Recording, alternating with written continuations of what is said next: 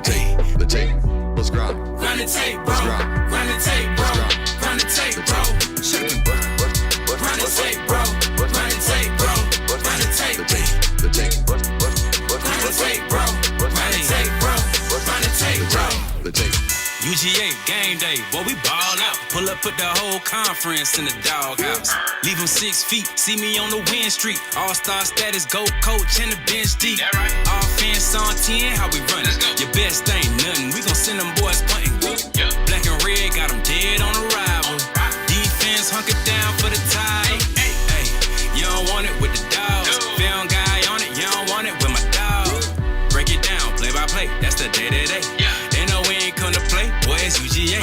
Kirby smart, I cannot play the fool. Back to back, we did not come to lose. Back to back like we got something to prove. Pay your dues, dog nation on the move. What's up? We do a little bit different around here. We ain't come to play, we ain't come to play. Shut up and grind the tape. The tape, the tape. We ain't come to play, we ain't come to play. Them dogs in your face. Let's grind. We ain't come to play, we ain't come to play. Shut up and grind the tape. Shut up. Let's grind. We ain't come to play, we ain't come to play. Them dogs in your face. Shut up and grind. Let's grind. Grind the tape, bro. Grind the tape, bro. Grind the tape. The tape, the Shut tape. up and grind. Let's grind. Grind the tape, bro. Grind the tape, bro. Grind the tape, bro. Shut up and grind. Grind the tape, bro. Grind the tape, bro. Grind the tape. Shut up and grind. Grind the tape, bro. Grind the tape, bro. Grind the tape, bro. Shut up. The tape.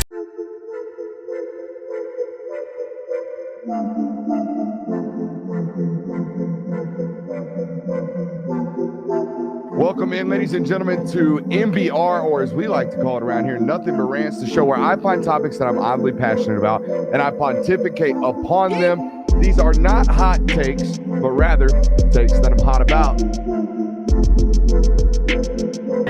What's up? You really like that?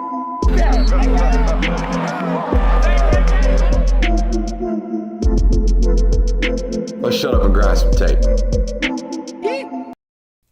What is up, ladies and gentlemen? Welcome in to the Film Guy Network on a fabulous Tuesday evening here inside the studio. Got an absolutely loaded show for you guys as usual here when we kick off these 2-hour live streams. Excited to be here with you guys tonight. Been teasing this one for I feel like about a week. We got off-season editions tonight. We're going to talk about Alabama, a roster that obviously a lot of our listeners care about, whether you root for Alabama or root against Alabama. You probably going to talk about the Crimson Tide at some point during college football's off-season. So we're going to talk about the additions they've made to their roster, not only via the transfer portal, but also some high school football players I feel like might be able to make an impact on this roster in 2026. Don't know if you know this, but National Signing Day is tomorrow. Traditional National Signing Day is tomorrow. Jonathan and I found 3 football players in the top 400 today that haven't signed their national letter of intent. Ain't much left, okay? So we'll talk about those players that are left and also bring back some good memories from National Signing Day. This used to be one of the biggest moments of the college football calendar. Now, not so much. I don't even feel like the early National Signing Day window feels all that big anymore. I think mostly because it's getting dwindled down by Conference Championship weekend, that following weekend, right after National Signing Day nowadays, that early National Signing Day window. Roger Goodell says he's, quote, willing to help, but I'm calling Fugazi.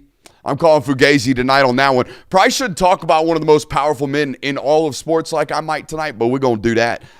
So, you know, it is what it is. Speaking of probably shouldn't do it, people still suing the NCAA for an additional year of eligibility. We'll talk about that tonight. And Indiana dealing with a bit more staff turnover and staff change than maybe they expected, but their co-OC stolen by the NFL today. It's an absolutely slammed National Hour tonight. Make sure you're hitting that like button and firing off in that live chat. If you're watching us anywhere right now, be watching us on YouTube and be watching us live, okay? If you're watching us on Rewatch, we appreciate you. Make sure you're hitting that thumbs up button and firing off in that chat if you are here today with us in a live audience. You know who isn't here with us today? Vacation Kirby. What up, Jay Will? Just me today. Just you. Just Stretch. You know, I don't know what Christian streak was up to this point of selectively missing a live show, but he had a pretty long streak. It was bound to end at some point. And so February 3rd of 2006 or of 2026, let it be known, the Christian Kirby vacation allegations are fresh and ripe. Don't you worry about it. I got a Thursday show getting missed in about, 10 days. So, I don't, but I think on that one, I might just give everybody the night off. Oh. That way we don't have to worry about you coming over here, because I will be out of town the entire weekend. And I don't feel like leaving the basement open for you on a Thursday. I don't blame you with that one. I don't take very many vacations, but February around Valentine's Day seems to be a good time to, do something along those lines. Idea. We're going to do that soon. But tonight we're going to grind. Tonight we're going to get these shots up. Tonight we're going to have a good time. Make sure you're enjoying it with us by firing off in that chat. We always start with the news around here. Let's start with that today. Joey Aguilar still fighting for an additional year of eligibility. He has now, is going to sue the NCAA for an additional year of eligibility. A lot of people will connect this to the Pavia ruling, considering that he's suing for basically the JUCO years not to count.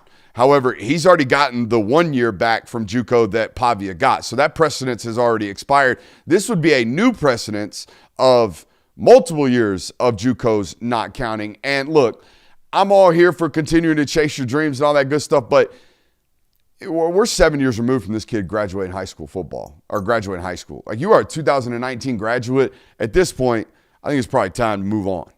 That's kind of the way I feel about this. I think we need to limit these things.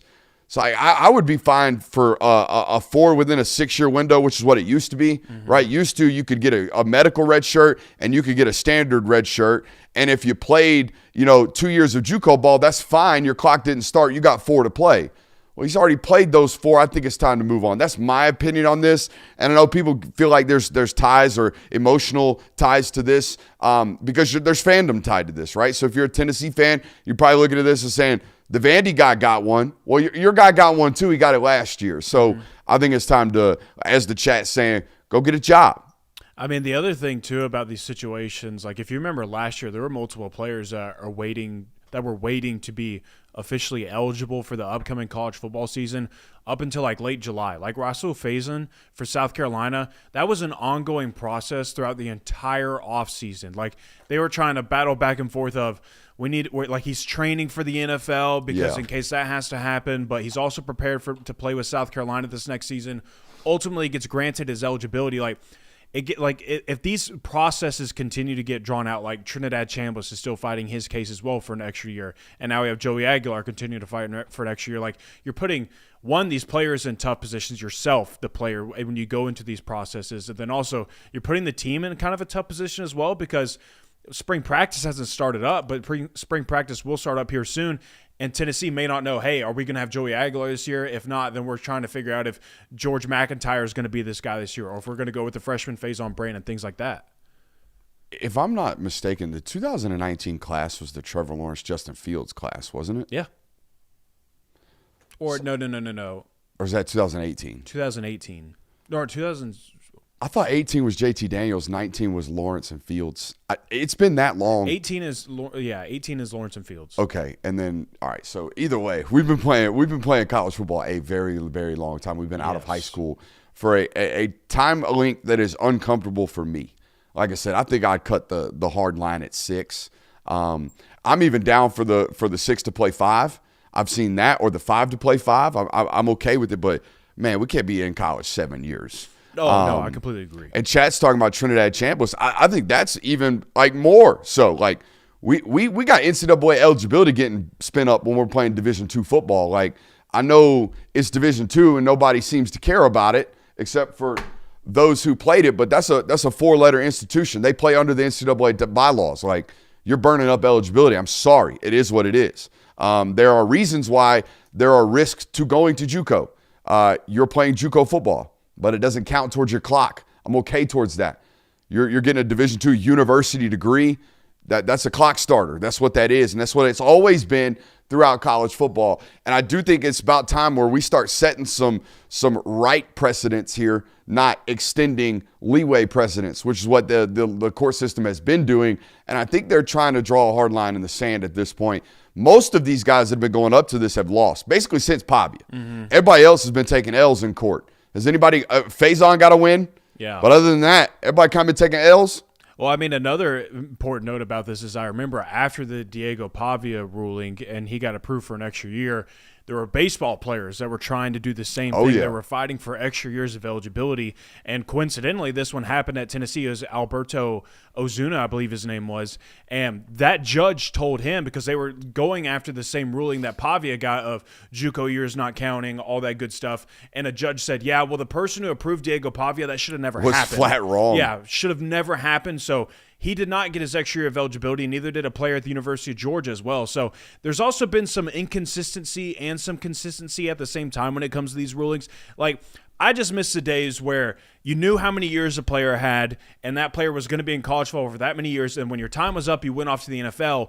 Now it's every offseason we sit here and we're like, well, maybe they come back. I have no idea. Like, maybe there's an extra year floating around for them. Like, I think I agree with you. Like, I would go with the 5 for 5. Like, you get 5 years of college football. That's that. Is basically what they're moving towards anyways, now that you're going to give me 9 games and allow me to redshirt. Yeah. You're going to let me play in 9 college football games and count it as a non-year? Huh? That's crazy. Yeah. So that's where we're going. We're going 5 to play 5 is what it sounds like. Yeah, and, it's funny to me because the 9 years thing was supposedly done to prevent players from opting out and, like, checking out, if you will, in the middle of a season. I don't know if that really helps because what would be worse? Like, I think it's way worse for a player to play 9 games for a program and then postseason's coming up and the end of the season is coming up and that player's like, all right, I'm good now. Like, I'll sit out for the rest of the year. I'll sit out for the important games now. Like, I don't know that was a great idea. I understand that this was a move made by head coaches in college football. It was voted on by head coaches in the sport, but feels like that was a misdirection there. That wasn't the direction that we needed to go in my opinion. I'm with you there. I think, like we talked about when that news came out, like, you got so many other things that we need fixed right now. Let's stop trying to get people extra years. And that's all that was. The moving of 4 games to 9 games was you trying to steal an extra year. So they basically can sit the non-con games or play the non-con games and then maybe sit the first couple of SEC games or first couple of conference games they're not ready for and still play basically a full season. Like, that's fugazi, man. That doesn't make much sense. Or was it rather, or more importantly, was it something that needed to be addressed? Like, there's so many other things that need to be addressed in college football that need to be voted on by coaches other than, can we get another 5 games for these guys that doesn't count on a year? That's crazy to me.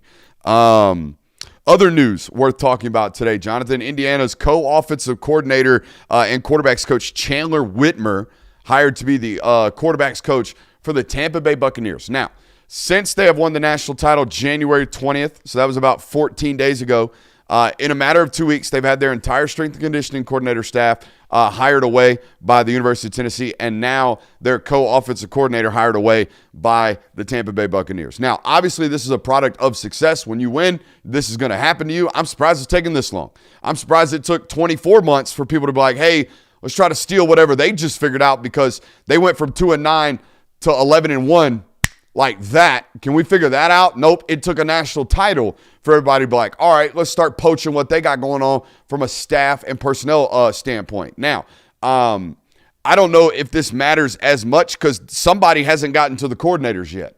I think that's what's most impressive. We've gone 2 years with these very young football coaches, Mike Shanahan and Brian Haynes, and nobody's – I'm sure people have tried to hire them, but nobody's successfully done so. I think that, is something to point to, but eventually this stuff starts to take a toll, Jonathan. Eventually some of what made you what you were the last 2 years might start getting hired away by other coaching staffs. This was something Saban had to deal with. This is something obviously Kirby continues to deal with. When you win, this will happen. Oh, all the time. I mean, it just recently happened to Georgia today. They lost one of their defensive coaches as well to the NFL. I mean, people are always sniffing around and, especially when you have so much attention and such a big spotlight on your program, it really kind of feels like you can't ever take a breath during the offseason until like maybe the month of June when it comes to coaching moves because NFL staffs are continuing to fill out spots, coaching moves are being made, there's always spots freeing up, all kinds of decisions being made.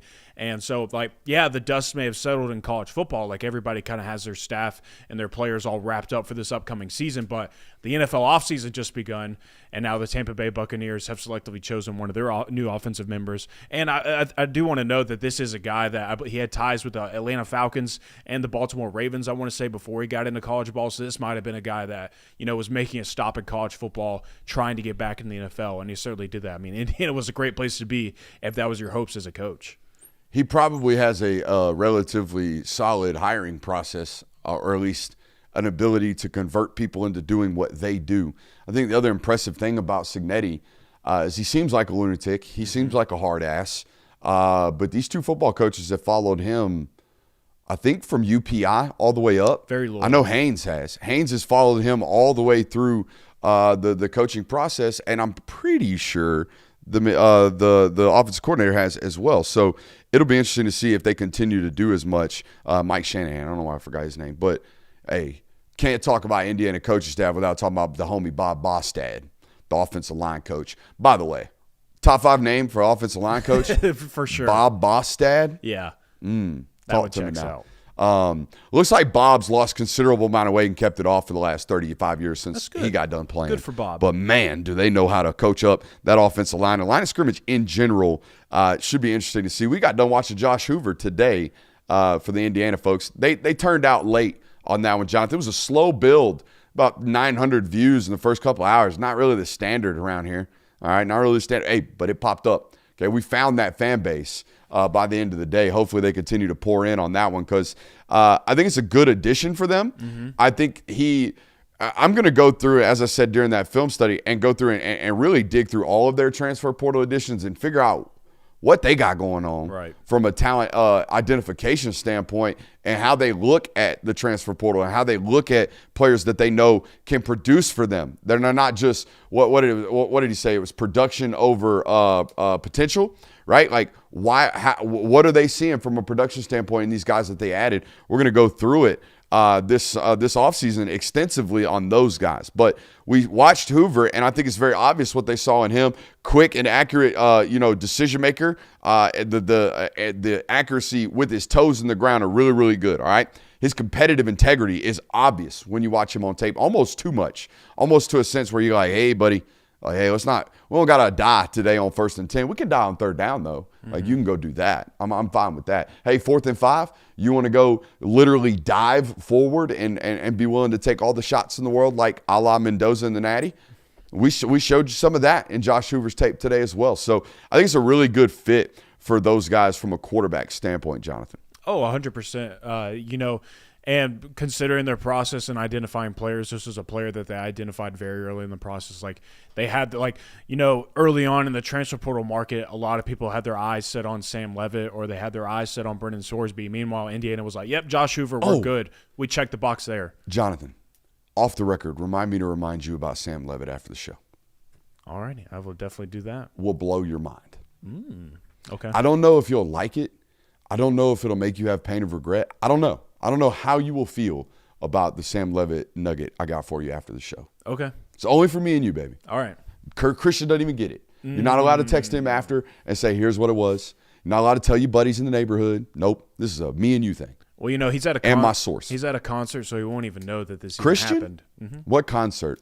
I don't know. I feel like he said this last night and neither of us were listening. Well, I remember he told me that it's like a small band that he has found and he likes, and so his girlfriend got him tickets to it. Song of the day is cut out today, but I was going to play Vacation by Jeezy up there. Of course. Yeah. Had to. I need a vacation. No, you don't, Christian. No, you don't.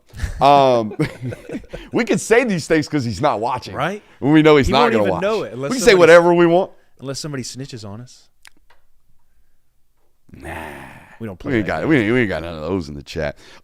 Speaking of news, college football playoff schedule was announced. Mm-hmm. You got a contrarian take, or can you even fake your way through a contrarian take? This is what I was going to say is, something is so bad and so wrong with college football or anything for that matter when you can't even make a contrarian take on it because no, you can't. There's no way anybody can in their right mind. You can't acho this thing. No, you can't. You can't. Yeah, you can't acho you can't acho this at all. No, you can't. You can't sit here and be like, Yeah, I think it's great that the college football season next year is going to end in late January and that we're going to take 2 weeks off between the quarterfinals and the semifinals, and a season that everybody was already complaining was already drawn out and how long the process was. It was already making people check out. It made it feel like that the season was way too prolonged to where the games weren't kind of tic-tacking together and you could really align them. That was a problem. So, yeah, we'll make it longer, and that's great. That's great for the sport that the schedule is longer and that the calendar is even more jacked up than it already was. That's a great thing. Here is the calendar. So the conference championships are played first weekend of December. As they always are. First weekend of December. The first quarterfinal, okay, not the first home games, the quarterfinals will be played December 30th and January 1st, okay? Why? Maybe that was the 31st and January 1st. No, there's no New Year's Eve. December 30th, and we have a day off of college football and quarterfinals, and then we get the Cotton Bowl. All right, so you play in the Fiesta December 30th. If you win that, okay, you take, 16 days off, and then you travel to Miami January 14th for the Orange Bowl. Okay, if you win the Cotton Bowl January 1st, Jonathan, you take 14 days off. You take full 2 weeks off, and you play in New Orleans for the Sugar Bowl. And then let's say you win either of those games, you take another 11 days off before the national title. We are going to go from playing 13 games in a matter of 16 weeks as a football team to potentially playing 4 over a 2-month time span. And this is make it make sense. That's why it's so laughable to me that they even want to dare talk about expanding this playoff field. Like, we're sitting at 12 right now, and the final game is going to be played in the last week of January, almost running into February, and you guys want to sit here and talk about, 16, 24 teams? That might be great for college football. Nobody wants, and then we'll finish the season after Valentine's Day in the middle of February after the Super Bowl has been played. Yeah, that sounds like a great idea. Like, it makes no sense to me how we cannot fix this. And for matter of fact, for this to be something that everybody speaks about, everybody talks about how jacked up the schedule of college football is and precisely how elongated the college football playoff process is. Everybody talks about it, but yet it's just like it doesn't, like, those complaints don't exist. Like, the value of the people that watch our product doesn't matter. Like, that opinion, whatever. Well, to them it doesn't matter because 30 million people watch the national championship on January 20th. But here's the problem. They might have shown up, at least in my opinion, here's the problem. They might have shown up as a college football fan base January 20th, but January 3rd through the 20th, nobody cared about college football. Nobody was watching. Nobody was talking. Nobody was writing. We have the metrics. We produce content. We worked during that time period, and y'all were aloof, and I understand why you were, because y'all went through an exhaustive August through January of dying with college football. And then 98.9% of you don't even have a team left in the battle. So you'll show up on Monday when the final game of college football is played, but you don't care about anything leading up to it. So all of the build, all of the hoopla, which most of these businesses operate around, they operate around the noise. They operate around the hoopla. They operate around the content and the eyes on the content. It was washed for 15 days, 20 days in that time period. And we know why. We know why they keep spreading this out. We know exactly why. They kowtow to the NFL. They're absolutely bending the knee to the premier sport in the world of football. And I understand that. I get that. All right. But it's what makes the comments from Roger Goodell today totally disingenuous. When what? Are we transitioning? We might. What? Keep going. I want to make another point before we do that. Please do. But the comments from Goodell today about his willingness to help college football, I spit on them. They're bullcrap. They're absolute bullcrap. Because if you wanted to help college football, big dog, you get the hell up off my Saturdays. That's what you would do. But nope. We got to own everything. We got to beat the shit out of NBA on Christmas too. We can't let nobody have nothing. We got to consume it all. Yet I'm willing to help. No, you're not. Don't say that crap. No, you're not. Sorry, go ahead. No, you're fine. That's a valid rant. And the only point that I was going to make is, we have this major conversation about, do you want a first-round bye? The metrics are indicating right now that maybe it's not good to have a first-round bye because you go from playing in conference championship weekend at the beginning of December, and then you take 27 days off before you play your next game. Well, now this is going to be even worse because say you win your conference title. Say the University of Georgia wins the SEC again this year. They're a top 4 seed. They get a first-round bye this year. So they're going to play at the beginning of December, take 25 days off, and they're going to play on December 30th. Well, then their next game is going to be in 16 days. So they're going to have another 2 weeks off before they play their next game. And then after that, if they make the national title, they're going to take off another 12, 11 days before they play another game. You're jacking up the entire flow of this system of college football. Like, expecting teams to be able to build a rhythm and gain momentum in a college football playoff race, which is kind of the whole intent of this expanded playoff field, is kind of like finding out which team gets hot. It's so hard to do when teams are going week by week. Like bye weeks are being eliminated now. Like last year, teams were getting multiple bye weeks. This year, there's only one bye week. So teams are literally going week by week by week by week by week. And then the postseason, most important games of the entire calendar roll around, and they get a month off. They get 2 weeks off. They get 12 days off. Like, it makes no sense. It just completely ruins the rhythm of college football. Honest to God, why not? Here's a cockamamie theory right here. Why not have those top seeds schedule a mid-major and beat the shit out of them at home? A little warm-up. And you know, some of these live streaming companies that are constantly looking for content, they're the ones who pick up those sudden contract deals. You see what I'm saying? Yeah. Like Paramount picks it up. Paramount Plus live stream picks up a SEC versus a mid-major game in the middle of December because Georgia's waiting 26 days to play a game. Ohio State's going to line it up against Miami of Ohio, and it's going to get watched on Peacock by 100,000 Ohio State fans, but at least we got some churn out of it. Yeah. And Peacock paid us $800,000 for the streaming rights. But I don't even know if that's legal. Right. I don't even know if you can do that. I don't know if the NCAA is going to be like, well, no, you can't be doing that. The only conflict with that, and this runs into the continued problem of the calendar, is those mid-majors that you're talking about, their rosters are all jacked up by that point. Like, because the transfer portal is creeping up at that point. Next year it's going to be January 2nd again to January 16th. So those rosters are brittle. They're frail at that point because players are making decisions. You know, they're already being talked to by other programs about whether they're going to play football next year. So even asking those mid-major schools to do that, they probably don't want to do that because they're like, well, we have no idea what our football roster looks like. And you want me to go and advertise my players against a Power 4 opponent again for teams about, oh, that player was pretty good, huh? But, Jonathan, it's like $400,000. I agree. I mean, it's a better solution. You can go poach a D tackle for that. You know what I mean? You're offering a better solution than anything else has been proposed right now. Other than playing yourself. Yeah. Like faking a game like Oregon did. Mm-hmm. And I think Georgia said they did the same thing. Yep. Where they like playing an inter-squad game like it's spring practice or something. Mm-hmm. So I highly doubt they were going full speed in that one, though. Yeah, right. You know what I mean? They probably just out there thudding. And it probably just felt like a normal practice to those guys. That's not getting up ready to go play a football game. That's not the same thing. It never will be from a practice standpoint. Maybe for the underclassmen that are fighting and scratching and clawing for playing time, but for the starting left tackle, he ain't getting up for that inter-squad game in the middle of December. Are you shitting me? But he might play hard against Charleston Southern for a quarter and a half to keep fresh. I think that's a better, more realistic crack at it than anything else that we got going on. But that schedule, man, that schedule is nuts. We play the Natty next year, January 25th in Las Vegas, of all places. Mm-hmm. Like, okay, Las Vegas has had what tie to college football? UNLV. Okay. So, yeah, it's interesting. And like I said, man, I know why they spaced it out like this. We found it out today. The final weekend of regular season NFL football is January 7th through the 10th? The January 10th. January 10th is that Sunday, but they play games Thursday through Sunday. They take up the whole weekend. They take up the whole weekend in week 17 of the NFL. That's all they're doing. They're dodging the NFL. For what?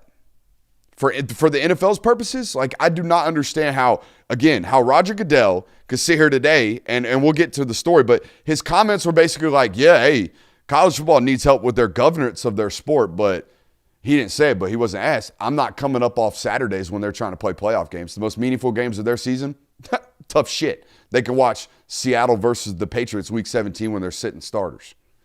It's so out of both mouths to me for him. Now we can talk about what he talked about today, which was just the willingness to actually, I guess he said, I'll help if they ask, but I'm not interceding, is what he basically said. Mm-hmm. Okay, so this free minor league system that I've taken advantage of, or my organization has taken advantage of for, 100 years, I'm not actively going to save it or actively do anything to make sure it's stable. We'll just keep reaping the benefits of it. Yeah, and this was the quote that he gave Sports Business Journal. There's obviously a lot of change going on and a lot of disruption. They do need to bring some clarity to that, Goodell said. And I think that's something that if for some reason we could be helpful with the right people, we would obviously be willing to engage with anybody. But I think we're trying to stay in our lane unless we're invited to be part of the solution. I'll invite you to be part of the solution. Get the hell up off Saturdays. That'd be a start. That'd be a start.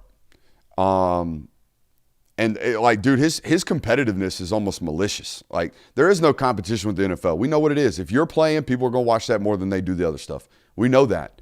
And you know that. So, buddy, play your games other times, not during our time. You know what I mean? Well, it's also interesting, too, because the NFL just struck a deal with ESPN where they own, I believe, 10%. It was like $1 billion deal. Yeah. And so that kind of – I'm sure conflicts with what's going on right now of maybe another reason why. I mean, who owns the college football playoff, Jonathan? ESPN. So there's a mutual beneficiary factor right there, right? 10% and making sure that the NFL stock is beholden, right? And then to make sure we're by ourselves when what'd they spend, $12 billion annually, on the college football playoff, making sure that is in it by itself. Tino Sinceri going back to Indiana as the quarterback's coach. That's the super jail-haired guy that got fired as the UCLA offensive coordinator. Remember him? Okay. Yeah, he's coming back. Okay. To Indiana. So there's some continuity there. Mm-hmm. Jonathan, did you know tomorrow is signing day? I did, only because I'm doing my job as a college football journalist and I'm aware of the calendar. Wait, you write? Yeah, I do write. Huh. Occasionally, I break. Where do you write? I wrote over at Bulldogs on SI, maybe some Tennessee Volunteers on SI, wow. maybe some South Carolina Gamecocks on SI. Wow. I do quite a bit of writing, actually. Yeah, when I'm not that's cool. sitting here in the studio giving my takes, I'm typing them out. Attaboy. Them on the ether. Attaboy. So what were we talking about? National Signing Day. The official National Signing Day of college football. It's official National Signing Day tomorrow. What do you want first, Jonathan? Do you want top 5 signing day moments, or do you want to talk about the top players that are actually left on signing day? Let's go with the fun stuff first. All right, let's go with the fun stuff. Top 5 all-time greatest stories from National Signing Day, traditional National Signing Day. Do you want it 5-1 or 1-5? 5-1. All right, I'll give it to you 5-1. I like to build, too. I like to build. Number 5. Kevin Hart picks Cal over Oregon. Mm-hmm. No, not Kevin Hart, the comedian.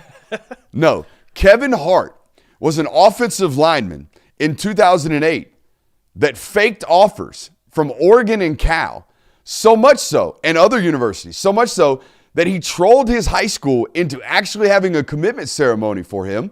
He did the commitment ceremony, grabbed the Cal hat, put it on top of his head. It was written in article form, put up on 24/7 as a commitment in their class. Only for Cal and Oregon to turn around and go, who the hell is this kid? We've never offered him ever. He had an entire commitment ceremony. He gets covered. I think this was the definition of the very first troll that there was, massive troll. This is 2008. Yeah, I was about to say that's a key part of the story of what year this was, because there's no way this would ever happen in today's world, because as soon as this came about, like, you'd look up the player and be like, this guy's not even ranked. Like, he's not even on any of the recruiting sites. Why would Oregon or Cal even be recruiting this guy? But back then in 2008, certainly something you get away with. In fact, it was such a big deal in his town. He was the first player ever in his town in Nevada to ever get a D1 scholarship for athletics. Like, that's how big of a deal this was. So the whole town is celebrating Kevin Hart making his college decision between Oregon and Cal, only to go play a very, very much smaller version of football. He ended up 4 years later, after 4 years of junior college football. 4 years of junior college football, went on to play Division II football for 2 seasons. Boy, you talking about for the love of CTE. I mean, my man was chasing it. Yeah. I mean, I put 4 years in at D2, but you can miss me with 4 years of JUCO football. Wow. You think he was maybe just still chasing the dream of, like, if I just play enough, maybe one of these programs will give me a spot on the roster and I can say, see, I wasn't wrong. I ended up at D1 football. Here I am, Oregon Duck. I bet Mans is still playing 40 and under football right now.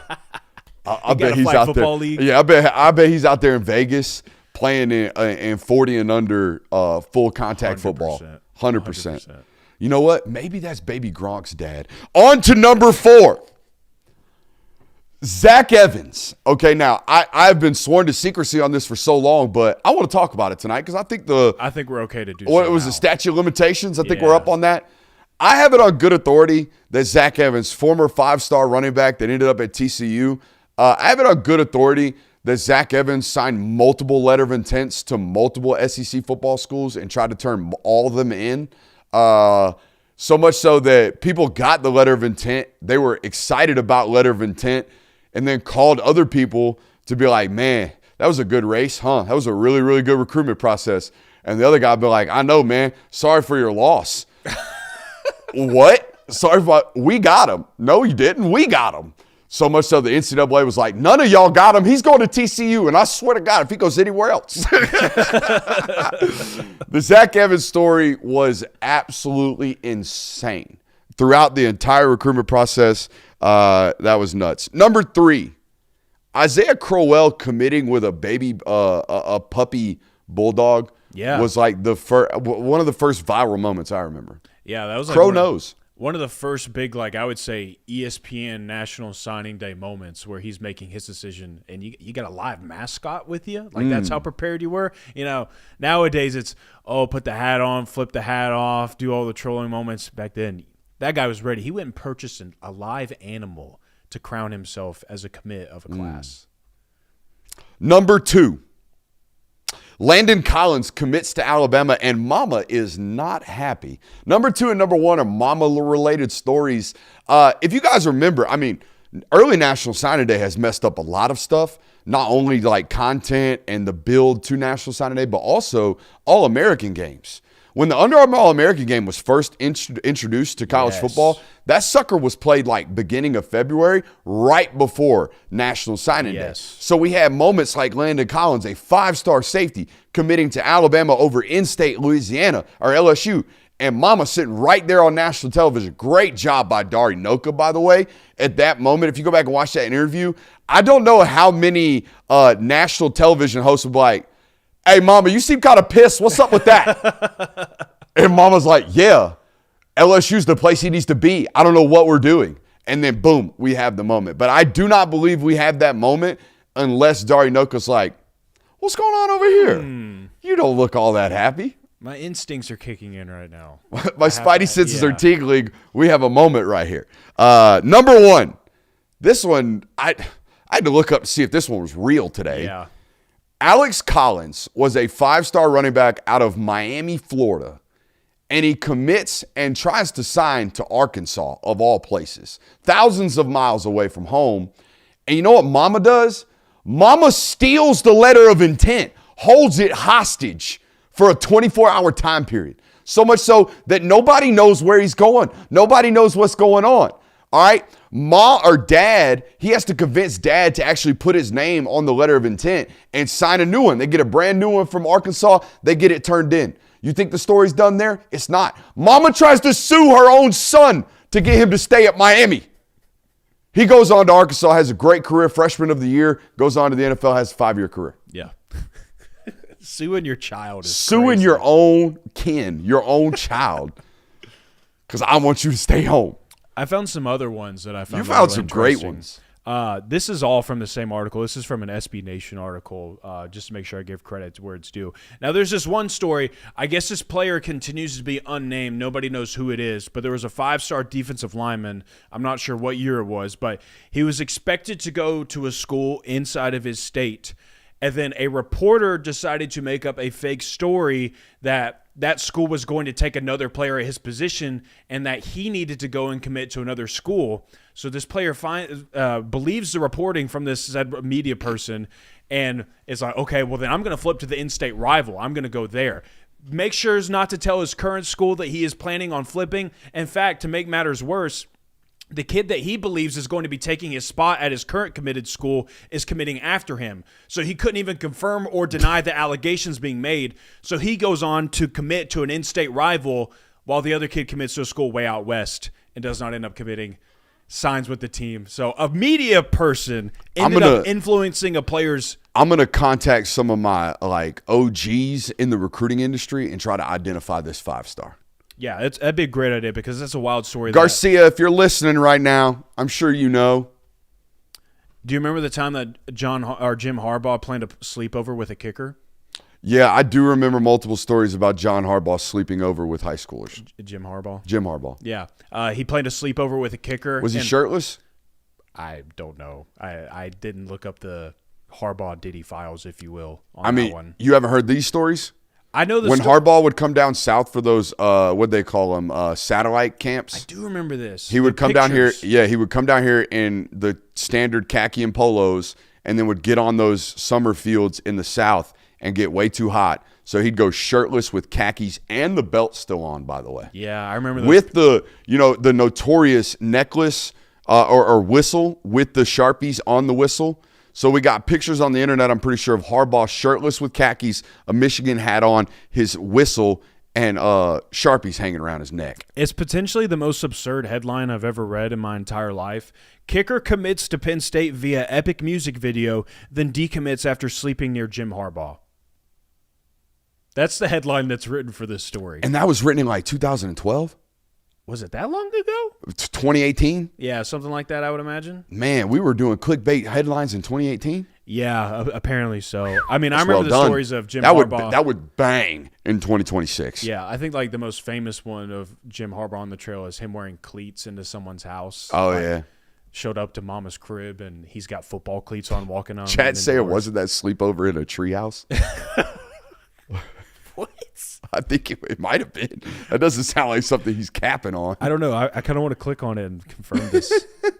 What else you got on these recruiting There was stories, a Tennessee commit. I believe the time was about 2010. I'm blanking on his name right now, but when they went to film his commitment video and him signing his papers, he was in a hot tub. Wasn't it Derek Barnett? No, it wasn't Derek Barnett. Yeah, I can't remember who it was. Let me see if I can find it real quick. But he committed live from a hot tub? Yeah, he was sitting in a hot tub. Now, the That's gangster. headline reads that he was sitting in a hot tub drinking wine. I didn't see any wine, but he was certainly in a hot tub, and he's literally signing his I haven't drank in quite a while. I feel like you got to go champagne in the hot tub.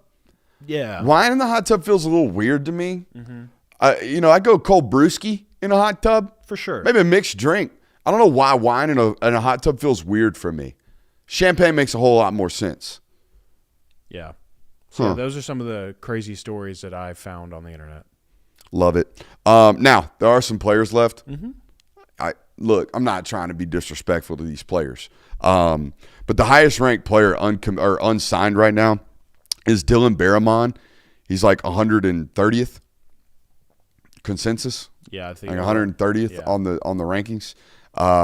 Looks like maybe Nebraska. Mm-hmm. Is that what I saw? Yeah. Are we watching tape today? We do have their tapes. Let's go see what's going on and why these players are left. Now, Jonathan, you did tell me this individual decommitted from Texas mid-November. Oh, I got Is that correct? I'm all out of whack right now. Oh, no, you're good. Spin cameras. I got you. I think he decommitted mid-December or mid-November from Texas. And just going to let you know, kids, unless you're being asked to decommit, you should never be decommitting in November. Okay, that's bad news. All right, let's see why. All right, let's see what we got here. Dylan Barramon, all right, offense and defensive highlights, it looks like right here. So here we go. Where are we at? We're right there at nose tackle, I can guarantee that. Okay. Wow, okay. Oh, we're playing big-time Louisiana football. Got some offensive clips right here.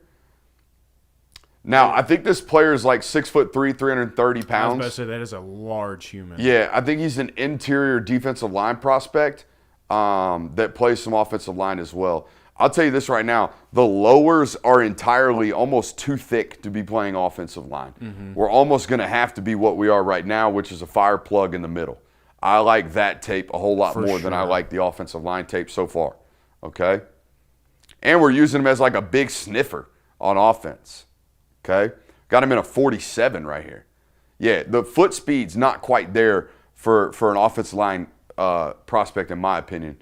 We might be a defensive line. I don't even know where he was at right there. Okay, now he's at H-back again. Lord. Good God. There's a belly on my man right here. There he is. There's a quick first step there. Defensive tape is way better. Way better. I like him far more as a D tackle right now. All right, so at this point in the recruitment process, you got to be asking, like, who needs D tackles, right? Mm-hmm. I would imagine Nebraska certainly fits that MO. Yeah, no. We don't have the foot speed to be playing offensive line. It's interesting to see, like, the first two steps as a defensive lineman are way better than anything we got foot speed-wise as an offensive player. Yeah, completely agree. We almost look like an equate version of Micah Morris on offense. Okay, How about see that? I like the vision. That? Just big, burlesome. Here we are at nose tackle, occupying a double team. I mean, we're huge in there. Yeah, that's where we belong. We're absolutely massive in there. Now, here's my question, okay? Do you play a traditional shade? Are you a two-gap defense? Okay, because this kid couldn't play at a place like Indiana. I don't think this kid could play at a place like Ole Miss. Okay, I don't think this kid could play at a place like Pitt that we just got done watching today on film. Okay, if you're a chaos-based structure, probably not your type of football player. More of a two-gapper. Okay, so I'm thinking more of like the Saban tree, the Kirby Smart tree, the two-gap tree. Okay, is what I'm thinking more from a defensive personnel standpoint. Decent tape though. Yeah, not bad. Certainly got some flash to it defensively. Yeah, I'm just trying to figure out why Texas, it seems like an obvious process to me, doesn't it, Jonathan? Yeah. Where are we going next? Right here? Yep. This is the running back that's committed to Oregon. Now, he's committed to Oregon but has not signed? Yeah, has not signed. I believe, if I remember correctly, he was committed to Arizona, and then he decommitted from Arizona in January and flipped to Oregon recently. Where's he from? Let me look that up for you. We probably got it right here. He's from Fresno. Okay, so that's Northern Cal, right? Yep. Huh. I'll tell you what. We're pretty lanky. I don't know how tall we are, but we're not. We don't carry a lot of weight in our midsection like that Keemon spell tape we watched last night. Right. We're a little bit stretched out. Huh.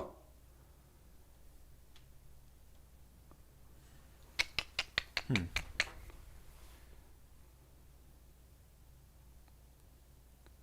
mean, it looks solid. Solid's a good thing or a good word to use there. Yeah.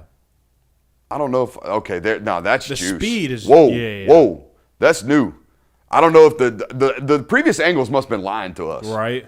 Because this right here is totally different than the first three clips we watched. When he hits this sideline right here, that is a different level of sauce than he showed in those first half dozen clips. Yes, completely agree. That's a different player right there.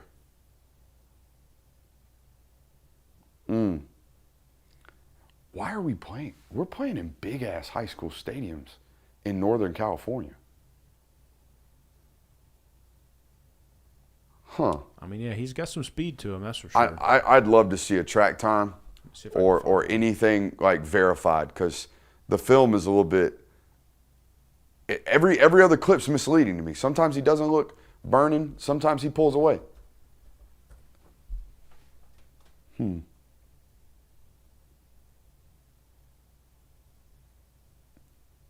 I mean, we can run. Okay. He's got a verified 10.67 in the 100. Why is this kid uncommitted? Well, he's committed. Well, why isn't he signed? Well, to me, like, based on the recruiting profile when I was reading it, what it may have looked like is this kid was committed to Arizona, was set to go to Arizona, and then Oregon got in the mix, maybe decided to delay his commitment, and then ultimately flipped to Oregon. It's kind of that's just what it read like. I'm not saying that's actually what happened, but when you're reading the timeline, that's how it looked to me. Okay. This kid can run. Yes, he can. That's why sometimes, like, these stadiums that are way up, they lie to you so much. That's why I always want to see these all-22s. We're also really good pressing the line of scrimmage right there. That was a good rep. All right, let's watch the next guy. For those asking, that was Brandon Smith, a 2026 running back. And this is Samson Gash? Samson Gash. And this kid is committed where? It looks like he's going to Michigan State. Okay, a Michigan State player that has not officially signed, but is committed to Jonathan Smith. Correct. So, whew, it's a good release right there, too. Now, I know this about Michigan State. They seem to produce the number one wide receiver in the portal every 3 or so years. By the way, it's not Jonathan Smith. It's Pat Fitzgerald, remember? Oh, yeah, you're right. They got rid of Jonathan after 2 years. Yep. You know who these unis remind me of? Who? Who is that? Who is that viral little Cody? The little white kid that was viral at like 12 years old. Cody. I forget his name, but man, he had a crazy ass tape. Look like those uniforms. Chat will help me out here. I know Chat's got me on that one. Woo. Pull. Little Jace Brown. Jace Brown from Kansas State. Kind of reminds me of that. Some slot work. I bet we got a slot fade right here. Guy knows ball, eh, Jonathan? Yep. Guy knows ball. Tell by the leverage. Stack. A little screen. Oh. Okay. Cody Paul. Cody Paul. That's him. Go watch you some Cody Paul highlights tonight, Jonathan. I might do that. Cody Paul is him. Cody Paul is him. Cody Paul had the old shut DNA. You don't know nothing about a shut DNA helmet, do you, Jonathan? No. All right, I'm enough on that. That's good tape. But you can tell, man, if your work ain't done by early December, hell, if your work ain't done nowadays by early November, your ass in trouble. You are in big time trouble. For sure. That's kind of what we've known about. And, you talked about it at the beginning of the show of how even early National Signing Day doesn't really have that wow factor like National Signing Day used to back in the day. I think part of that reason is because it's strung out over 3 days now, or 4 days, I think it might even be. Like, it's now almost an entire week-long process that players have the ability to officially sign with the school and make their decisions, whereas when National Signing Day popped up, it was that entire day is filled with players making their decisions, any last pushes from programs, who's going to flip, who's going to stay. Now you just don't have that anymore because there's multiple days, and now, information is – like the Jared Curtis stuff, that was building for like an entire month. Yeah. And then it really heated up the week before early National Signing Day, so much so that even before early National Signing Day opened, that was all cracked open and everybody knew about it before it even happened. I can make a joke so well right now in chat. They're talking about running backs running high, like high with their pads. Mm-hmm. It says Todd Gurley and Derrick Henry ran high as hell. And someone said Ricky Williams ran high as hell too. A different high. Very much so different. His pads might have been upright, but my man was in the clouds for a different reason. Alabama offseason editions. First edition of offseason editions. Glad to be doing this one with you today. We're going to be taking a look at Alabama's roster additives, see what they did to make their team a little bit more whole heading into 2026. They are a football program very similar to most in the SEC that are consistently building through high school recruiting and trying to patchwork the roster through the transfer portal. And we'll start with that, right? The patchworking of the rosters. Where did they feel like they were necessarily deficient? Well, if you watched them last year, it was most certainly in the run game and up front on the offensive line. Guys, they took a bunch of stabs at it. They took 6 offensive linemen out of the transfer portal. That's the good news. They took a lot of bodies. Now, whether or not they took dudes, I don't know. I don't love number 74 from Mississippi State. I didn't love the tape that I saw from him. Maybe he has his best football ahead of him. I didn't love the Nick Brooks tape out there at Texas as a true freshman playing there. But guess what? That's a former top 100 high school football player that maybe his best football is ahead of him. You could say the same exact thing for Ty Haywood, the Michigan offensive lineman that they brought over. Didn't play early on in his career at Michigan, but he's a former top 50 athlete coming out of high school. They're bringing him down there to Alabama to hope they get their best football out of him. They took a very similar story from an interior offensive lineman out there from Ole Miss, right? A guy that didn't play a lot, was a spot player, a rotational offensive lineman for Ole Miss. Well, he's a promising football player that might, again, have his best football left ahead of him. I like the idea, Jonathan, they took a bunch of stabs at it. I don't know if they got any guaranteed answers, though. We'll have to find that out throughout the spring and throughout the summer of what they got going on this offseason. I like the addition of Noah Rogers at wide receiver out of NC State, 6'2", 205 pounds. Career 400-yard receiver. That's what he's been the last 2 years in ACC football.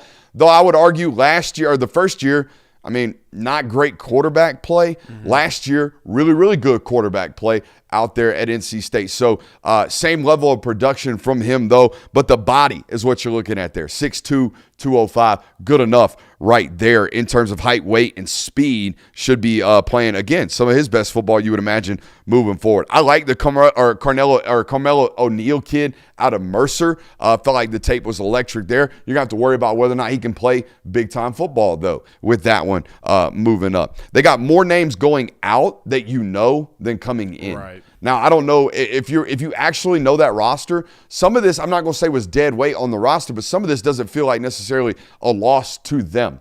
All right, if you listen to some of the people that pay attention to that program a whole hell of a lot more closer than we do from an outside looking in, from a day-to-day perspective, they didn't feel like they lost all that much other than maybe like an Isaiah Horton, who I would imagine they feel like that was a 600, 700-yard receiver for them this year. Would have been nice to have him back in 2026. We also know, Jonathan, they feel tremendous about their quarterback room, not only this year, but moving forward, right? With Austin Mack, Keelan Russell, signed Jet Tamala out of high school. We'll talk about him in just a second. And another big cat out of Hawaii that they signed as well. Maybe Utah. I think it was Utah. No, Tamala is from – they signed 2 quarterbacks in this class. We'll talk about it. That's the transfer portal additions, okay? I think it would have looked a whole hell of a lot better if Hollywood Smothers doesn't do what he did. That's exactly what I was going to say. Probably look a whole lot better if Hollywood Smothers doesn't do what he did to them from a commit and then flip to Texas, last minute there during the transfer portal window. But I got 5 high school football players that I want to talk about, Jonathan. These guys have gotten, or in their 2026 class, signed a really, really high-ranked class. I think it's within the top 3 or top 5 for sure in that 2026 rankings across the board, whatever you choose to look at. If you're a 24/7 composite guy, if you're an on-3 Charles Power composite guy, whatever you are, they're up there. Very, very good, solid high school class. And I got 5 guys I want to talk about today. Look, the industry loves and everybody loves the Xavier Griffins of the world, the Jordan Edmonds of the world, the Jet Tamalas of the world, the Cedarian Morgans of the world, the Jariah Edwards of the world, the Xavier Crowells of the world. Everybody knows those are really, really highly touted, highly ranked football players, okay? Of those, I think Jariah Edwards plays for them really, really early on. I think Xavier Crowell, the running back out of Mobile, Alabama, plays for them really, really early on. All right? I think Chris Booker, the offensive lineman that we're going to watch today from Hateville Charter's got a chance to play for them. But not only play for them, be a kind of like a staple of what they're looking for in body style at the offensive line moving forward, as will a player like Bear Fretwell out of South Georgia that we're going to watch today, and the tight end Max Sutter we're going to watch today as well. These are players that I really, really like, and I think not only encapsulate the top end of their class, because they got a lot of blue chippers, but the value choices out of their class as well. Let's go to the board and watch some of these players. All right, look, here's the deal. If you're an Alabama fan watching this today, or if you're watching this on rewatch, you know who I'm not going to watch today with you guys? Xavier Crowell, okay? Because we know what the tape is, all right? Here's my thing. Alabama's running back room has not been good enough, okay? It's not been good enough for a little while now, it feels, Jonathan, like a little while now, okay? So this is your first crack, all right, at really what I believe to be an unmess-upable running back is Xavier Crowell, all right? So y'all know what that tape is. It's electric. Today, I'm going to show you some more electric tape. I think Jariah Edwards has some of the most fun tape at the safety position in the entire 2026 class. Maybe a close second, Braylon Womack. That tape is electric as well. But this kid's going to catch some bodies. I haven't seen the senior tape yet. It's the first time watching it with you guys. The junior tape was like roll the cart wagon out every 5 seconds, it felt like. So let's see what we got here. Should note, okay, this kid plays at St. Francis. That's your camera. St. Francis Academy up there in the DMV. They play nothing but big-time programs, all right? They travel the world, playing the Bufords, playing the Modern Days, playing the St. Boscos, okay? Their area of college or high school football don't want no smoke. They got to travel the world to get it, all right? And they get smoke and play elite football programs throughout all of our high school football. That's him in the slot, all right, playing off and putting the hands on the number 2 wide receiver, and he's got to go to the flat. I would imagine they're playing some type of cover 3 right here as a defense, all right? Here he is, okay? He's going to reroute is what we call this. All right, he's going to reroute that number 2 wide receiver, and then he's going to work his way to the flat with his eyes on the quarterback and then high point that football and take it back. All right, that's as good as it gets from a nickel defense, positioning right here. And it looks like that's what they played him as this year at St. Francis. Ooh, you know what I love right here, Jonathan? That first click right here. Watch this first step he takes with his left foot. He gains the leverage that the wide receiver is trying to take away. Wide receiver's trying to get an inside release right now. That first initial movement puts us back in good alignment right here, making him run through our inside shoulder. Did you see that right there? Mm-hmm. And then we get our eyes on a tipped pass, dive, make the play. By the way, this team they're playing right here, that's Ryan Puglisi's high school team. That's that boarding school up there at Mass. That's like the IMG of Northeast football, by the way. Okay? They're a boarding school that cares about football and athletics. Same thing right here. I love his zone instincts, Jonathan. How we have the ability to know to carry our responsibility, but know that we're being threatened elsewhere while we're in zone coverage. Look at that. We got eyes on the underneath cutting route. Not only do we have eyes, we're going to turn them back on the cue, find the ball, and intercept it. That's great stuff. It's tremendous instincts. Now here we are playing safety. Just blew that up for a safety, it looks like. Now we're lingering in the box. A little blitz right here. Oh, my God, we just killed the running back. Yeah, man, this is a lightning ball. I want him playing in the nickel, though. What do you think, Jonathan? Would you rather him play deep safety or be a nickel? Based on the instincts that he has, I'd definitely play him a nickel. I want that guy closer to the ball. Yeah. I want him in and around playmaking abilities 24/7. I don't ever want him 15 yards from the ball. We're about to kill someone, aren't we? Yep. You just knew it. Game-winning PBU. Out of the nickel right here. I bet we're bumping and running with 3. Yep. Bumping and running with number 3. Great undercut right there on that route.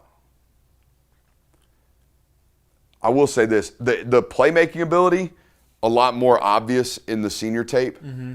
The power in the pads and the striking ability has to be watched on that junior tape if you're a Bama fan. If you haven't turned that on, go watch that, man. That kid is absolutely a thunderous stick, okay? Like, this is them playing Chaminade, Jonathan. Mm-hmm. That's Jeremiah Smith's high school football team, okay? These are big-time high school football programs that they're playing. Tremendous recovery ability right there. Put him in a seatbelt, Dry. Wait for it. What am I waiting for? Oh, man, we're so calm. Once we get that inside hand, Jonathan, watch how our entire body language almost seems bored right here. Right there. We got that inside hand, buddy. We're riding you out. We're good. All right, let's watch another one. Okay, who we got next? Right here, Chris Booker? Yeah, just keep going next. All right, down the now, list. This is my guy. All right, is he on the board? He's on the far right side. He's on the board. Okay, up there on the board, I go on a high school spring tour every single year. I see as many high schools in the state of Georgia as I possibly can. Last year I saw 42 schools, okay? Up there on the board are 4 football players I think are guaranteed pros. Tyler Atkinson, Jordan Edmonds, also an Alabama commit. Chris Booker, all right, and Jaden Upshaw. All right, who's the only 2027 kid on that board. The rest of them are 2026s. All right, this is one of them. I think this is one of the more athletic football players that you will find in this class at the offensive line position. And I think I put him on here, most importantly, to show you what it is moving forward. All right, if you Bama fans will go back and just search the Film Guy Network, Kalen DeBoer offense breakdown, you will watch me breaking down what Washington's offense was and what it was going to be coming to Alabama. And the very first thing I say about the offensive line room is fat and slow, got to go. If you're fat and you're slow, you can't play in this system. And I didn't feel like they did a good enough job trimming the fat on the roster, and it limited their run game. They did not have the right personnel for the run scheme that they were running, and it created massive problems for them. This is what they are moving forward. They are an athletic-based offensive line room. Look at the twitch and the raw explosiveness from this football player. All right, the foot speed. He's playing at like 295 pounds. He'll play at 310, and he'll be a tremendous athlete throughout his entirety of his career. Look at him get up to the second level and put hands on. All right? This is what it is moving forward. No more of this big, sluggish type of offensive lineman. We are going to play with twitch. We are going to play with athleticism up front because that's what we need to be doing. Hands outside, that's fine. There's a lot to clean up here. They want to hold big time over there from, I think that's Carver Columbus's staff. Yeah, I know you want to hold. You're not getting it. Here we are at left tackle again.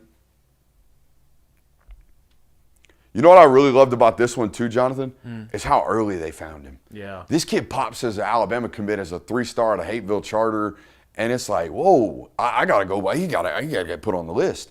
And then Georgia, South Carolina, Ole Miss, Texas, the whole SEC starts going through there that spring and going, shit, man, how did we let this happen? How did we let this happen? How did we let Alabama come in here and find this kid this early and get him locked up? And boy, did he never move. You know what I mean? He entertained some of those conversations, but this kid was an Alabama Crimson Tide elephant the entire time, whatever you want to call that.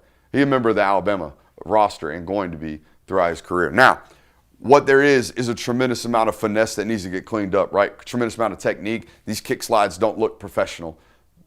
That'll get cleaned up. The profile, the athletic profile is what we needed to be looking at and needed to get addressed moving forward with Alabama. And this kid's got twitch in the feet, okay? I don't know where he finished on the rankings. I'm sure he finished a 4-star. Yeah, I think he might have been top 150. Okay. That blue blood bump, huh? Oh, yeah, you know it. That blue blood bump. Oh, you have a fan base that reads recruiting articles? 4-star! Okay, not quite top 150, but he was 221st in the country. There you go. There you go. Good enough. Top 10 interior offensive lineman in the class. Yeah, we'll see. I mean, he's like 6'3" and a half, like 295. He is built like Troy Fontenot. Troy Fontenot didn't play guard at Washington. Mm-hmm. He was a first-round draft pick at tackle. Yep. Okay, so I know we do this as an industry. I say we because I used to do the slotting them into future positions. We do this as an industry because he's only 6'3" and he's not 6'6", but there's no need to do it. I don't think so. I think it's put tremendous athleticism that we could live with at tackle. In fact, I would go from tackle to center. If we can't play at tackle, we'd go to center. And we use all that athleticism in there at center. Guys, I don't think people realize in the industry how much you have to be able to uproot 3 techniques to play guard. If you're going to be a guard, you have to take 300-pound linemen and move them against their will on a down-to-down basis. And if you can't do that, you can't play that spot. That requires hips, ass, and coil and raw strength and horsepower, okay? This is all twitch and athleticism. I'd use that. I wouldn't steer into the other stuff. All right.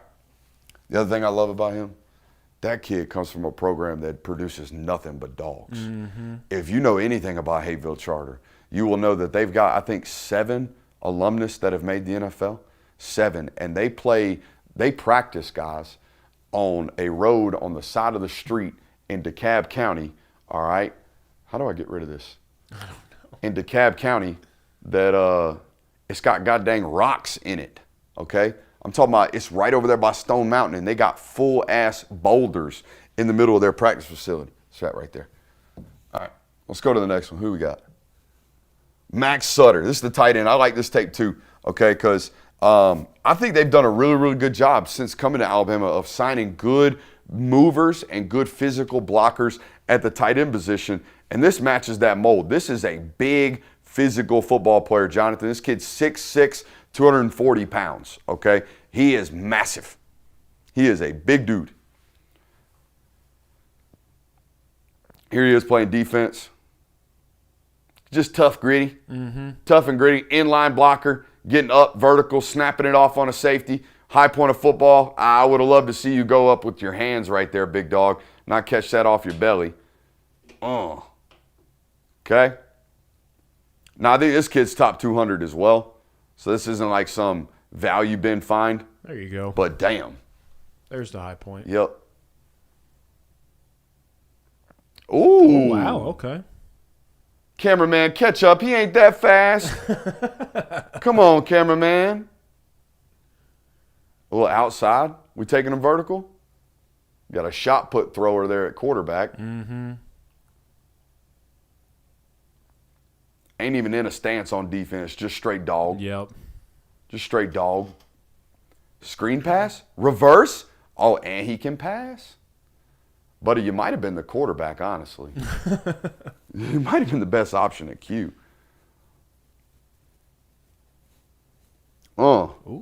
Yeah. Go get it. Go get it. Okay.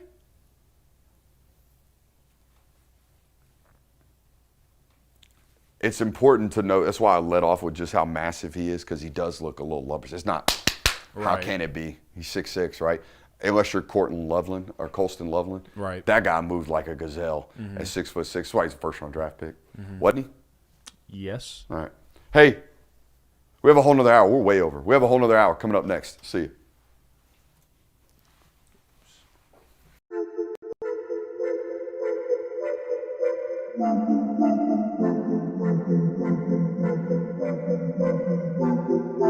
Welcome into Talk the Dog, the show where we find a bone to pick and a take to give. These are not hot takes. These is dog takes. Can I talk that dog? What's up? You really like that?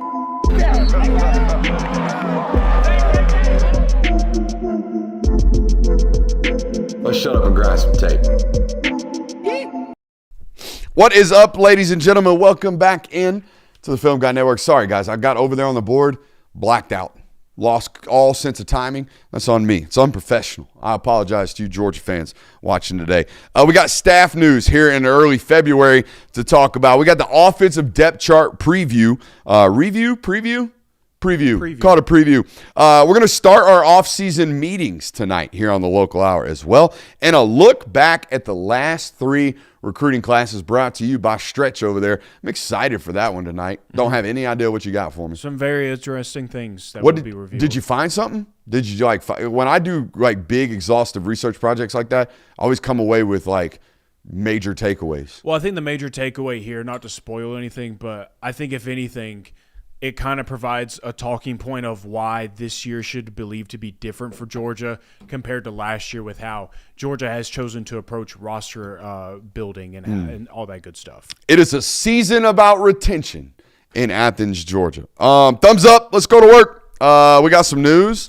Chidera Uzo-Diribe, now I would assume the outside linebackers coach for the Dallas Cowboys. That's exactly what he's doing. So it was labeled outside linebackers coach? That's what everybody's been reporting. All right, so the outside linebackers coach from the University of Georgia is now the outside linebackers coach for the Dallas Cowboys. Let me tell you a little something about Uzo. This is a 33-year-old rocket ship in the world of football coaching. When he first got here, it was labeled to me, hey, he ain't going to be here very long. I think they're honestly thankful that they got 4 years out of this one.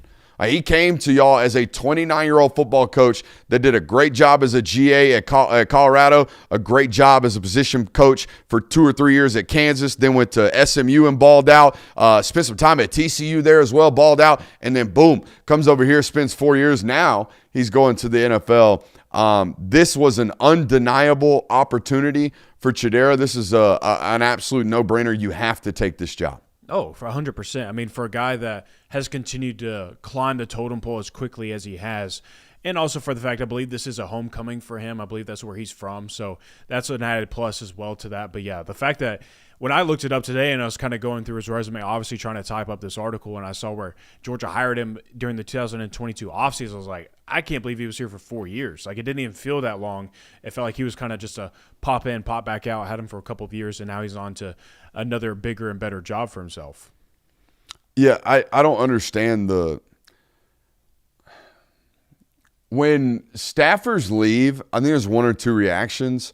Fire Kirby, he's lost the ability to retain, or people are running away, or that guy sucked, good, he's gone. Yeah, well, and I've seen some of that today. I've seen some of, our edge room is terrible anyway. So, and it's always funny because what? The fans that I see complaining about this type of stuff, the comment they always make is, well, nobody's trying to poach our coaches. Nobody's offering bigger jobs to our coaches. They're not getting promotions right now. And then a position coach gets a promotion to the NFL of all places.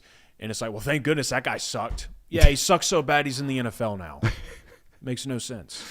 I feel like this was the McClendon one didn't make any sense to me. Not going to lie to you. When the Bucs hired Brian McClendon, I'm like, really? How's that working out? Well, he got an offensive coordinating interview with the Atlanta Falcons. An interview? Yeah. Okay. But he's still there, I believe. All right. Well, it's working out to an extent. Hasn't been he fired. ain't been fired, so it must be working out relatively well. Undeniable opportunity. I think there's multiple avenues of good news here. Good news. I don't think there's anyone that harbors bad feelings about this in the room. Okay, I think everybody in the room recognized this as an undeniable opportunity for their football coach, and they're ecstatic for him to go pursue this, okay? This isn't some guy that's gone through like a lifetime journey, like mission of football coach. He's 33 years old, okay? He is on the climb, and they are very well aware of that as a room, okay? So I think that's the good news. They were pumped for him was the verbiage I got today. The other good news is I think people are going to be throwing themselves at this job. You would think so. You would imagine, with the amount of talent that's in the room and just the pedigree of Georgia defensive coaching lineage. Like you go spend time there, you're either going to stay there and be paid well on a good staff, or you're going to go get a bigger job somewhere. Right. Absolutely. I mean, the idea that you as like potentially another younger coach, because I would imagine that's maybe the avenue that they go here is try and find another young guy that obviously is qualified for this position. For the idea of that person being like, so I get to go learn from Glenn Schumann, who is constantly pumping in linebackers into the NFL, and then also go work with Trey Scott, go work with Kirby Smart, all those guys. Yeah, that's a no-brainer. You absolutely do that. It's going to be a hot commodity. I will always remember the Uzo Duribe time period at Georgia for length. Oh, yeah. The very first thing he did when he got here was stop recruiting anybody that was undersized. Like, oh, he's undersized, but he's twitchy. Like they went from signed Nolan Smith to completely didn't recruit another body type like that until a Damian Guyton, who was undeniable. It felt like from a twitch get home standpoint, gotta get him. He ends up going to Texas Tech. But man, you look at all the guys that he signed during his time period, the Ikenogbans of the world, the Isaiah Gibsons, the Quintavious Johnson, Chase Linton, Gabe Harris. They're all 6'4 plus. They're all 260 plus. And this was a room prior to his arrival. I felt like my only criticism was like, dude, there's no length here. Yeah. You guys get swallowed quite a bit. And that changed dramatically when he got here. I will always remember him for very, very clearly identifying a body type, sticking to it, and never veering away from it. Yep. And, I mean, other good news, there's no spring portal window. So the players cannot depart the roster. Not saying that, you're hostage now, you can't do anything, but good news is like it's not like, oh my gosh, what does this mean for players sticking around? Like, what does this mean for like the guys are there? So whoever the new coach is there, that's who those guys are going to be playing under this next season. I would imagine they go young, energetic. I bet they go Uzo 2.0. Right. I told you today, I highly doubt they hire some 58-year-old veteran to come in here and handle the edge room. I think that room is going to be filled with a lot of juice one way or the other.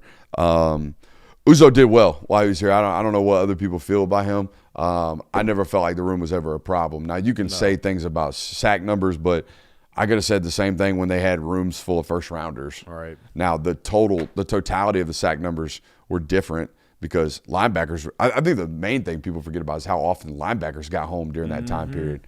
Right? Like, Quay Walker had years with 4.5 sacks. Channing Tindall had years with 6 sacks. Nakobe Dean had years with 3.5 sacks. So, yeah, the team had 40. The linebacker room had 12. It's a whole lot easier to do that. It helps having Devontae Wyatt, Jordan Davis, Jalen Carter up front helping you do that. Correct. Where it's like, oh, look at all this space now that's been cleared for me to just fire off at the quarterback. Absolutely. All right, Jonathan, we did the defensive depth chart yesterday. Don't know how the chat liked that.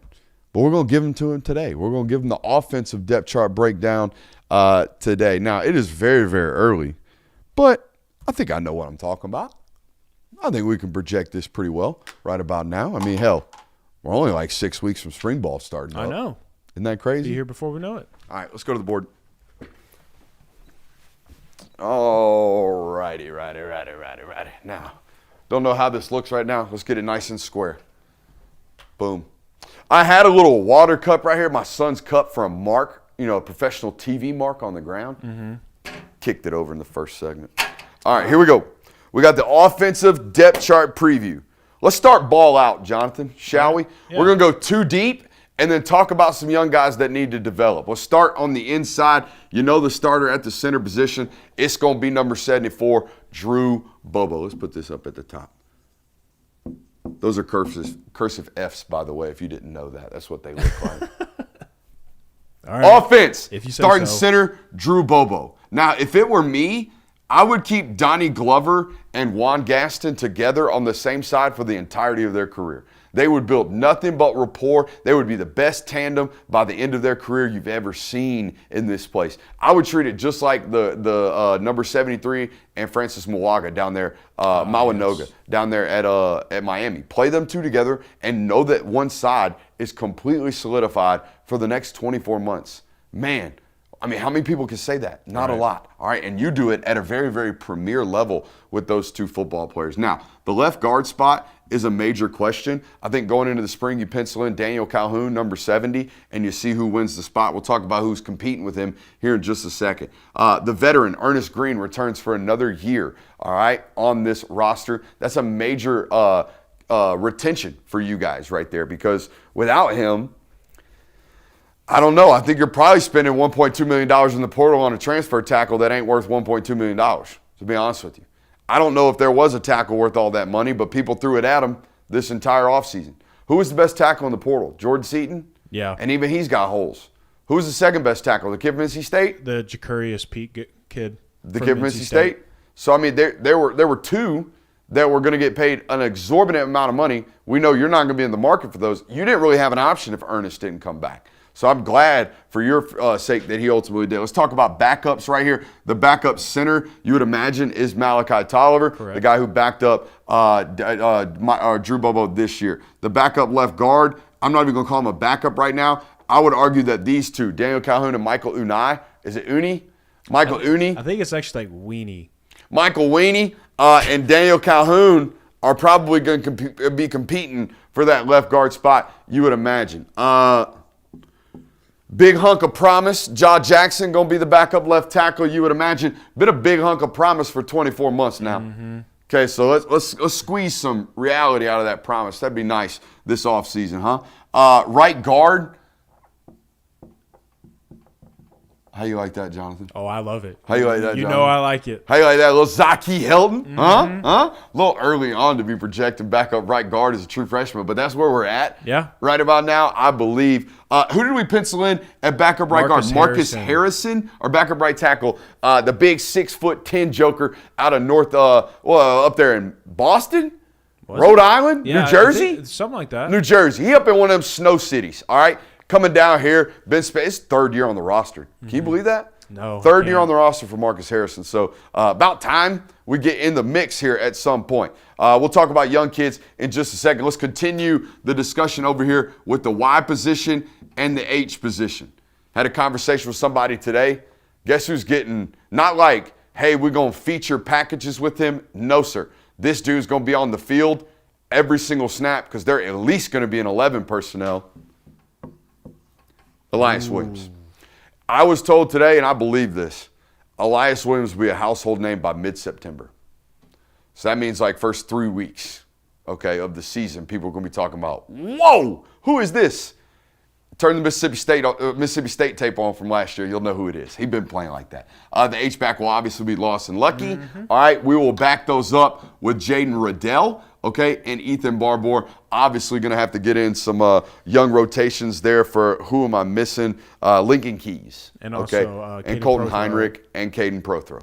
Okay, so obviously Todd Hartley, one of the deepest rooms at all times. Let's start with the slot position over here. That leads the discussion with Zacoby White-Helton, and I believe Landon Roldan probably backing him up with a little bit of juice right there. Let's go over to the Z position and the X position. Let's start with the X position. Guys, I think you're betting on the highest ranked tandem of prospects you've signed since 2019, C.J. Wiley and Taylor Taylor. Your production at the wide receiver room will be in direct correlation with the development and the ability to actually identify proper talent in these two football players. You spent a lot of money, you spent a lot of attention, you recruited them heavily because you thought they were going to be dudes. Year two, they have to be dudes for you or else we're going to be in trouble. I'm going to be honest with you, we're going to be in trouble. Okay, insurance here. You got Isaiah Canyon, the transfer from Georgia Tech, and obviously Mr. Consistent, London Humphreys, okay? But guys, I'm telling you right now, I think this one's going to be a guy. I think Taylon Taylor, by the time he's done, has an opportunity to be one of the best route runners to ever play here. I think he could be that. They think he could be that. Now, Jonathan, we talked about some other things that we got to add on here. Oh, obviously missed the quarterback position. Yep. Okay, we know who that is. It's number 14. I do think at some point this year we have to figure out whether or not this kid can play. Okay, because we got a decision on Ryan Puglisi and the future Looming of very quickly. Huh? Looming very quickly. Looming very quickly. We got a decision that needs to be made by January 2nd. I mean, quicker than that, probably. It needs to be solidified by January 2nd of next year. If he is not the guy, y'all got to go pay for one in the portal. That is the reality of the situation. So we got some, 3 tomato cans to figure this one out this year? Yep. And we better earn the right to put him into maybe a 4th or a 5th one. Better earn the right to put him into against some decent competition and see what he is. Obviously, Nate Frazier and Chauncey Bowens will be the primary backs in the running back room, okay, with Bo Walker and Dwight Phillips Jr. hanging out as well, and players that need to, increase their stock. Obviously, Dowdell. Yeah, we don't know where Dowdell is going to play. Is that D-O-D-E-L? E-L-L. E-L-L. Dowdell. All right, so you got Dowdell in the running back room as well. Now, here's the deal. Young players, okay? Because here's the reality about the way Georgia recruits, right? Same thing for Alabama, same thing for Ohio State, same thing for some of these programs that recruit elite blue chip prospects on an annual basis. The reality is some of these guys are going to come in this year and be as good as Juan Gaston, all right, and be as good as Donnie Glover, right, and be as good as Taylon would have been prior to a shoulder injury. There's going to be somebody in this class that comes in and is ready to play. We already put one of them on the board. We think Zyke Helton, guys, has an opportunity to be an absolute dude. Year one, walk in, make an impact on this roster. I think at one of these interior offensive line positions, okay? We listed him right there at backup right guard. I would almost guarantee he travels this year. Mm-hmm. And if you're traveling, you're one injury away from being on the roster or being in the mix playing, okay? Another player I keep hearing about, okay, already. And by the way, we told the Patreon audience this, 2 weeks ago? Yep. All right, patreon.com/Brooks Austin. If you want the news first, it's over there. Ryan Mosley, they think is going to have an opportunity to play this year. And Craig Dandridge, all right? They think will have an opportunity to play. Now, we had another list over here. These are returners. What's up? You also need to add Ekene Ogboko to that list. Yes, Ogboko. We forgot him. Ekene Ogboko is obviously a highly touted, highly talented football player. This one, for me, I think we need a year of practice. I think we needed a year of getting our ass whipped in practice, okay? And he'll probably, maybe by November, maybe replace one of these. Yeah. Okay? And slide in there, and now you're the two, basically. All right? So that possibly could happen by end of year. Returners that need to step up.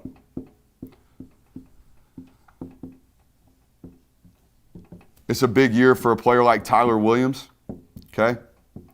Reason being, and Thomas Blackshear, okay?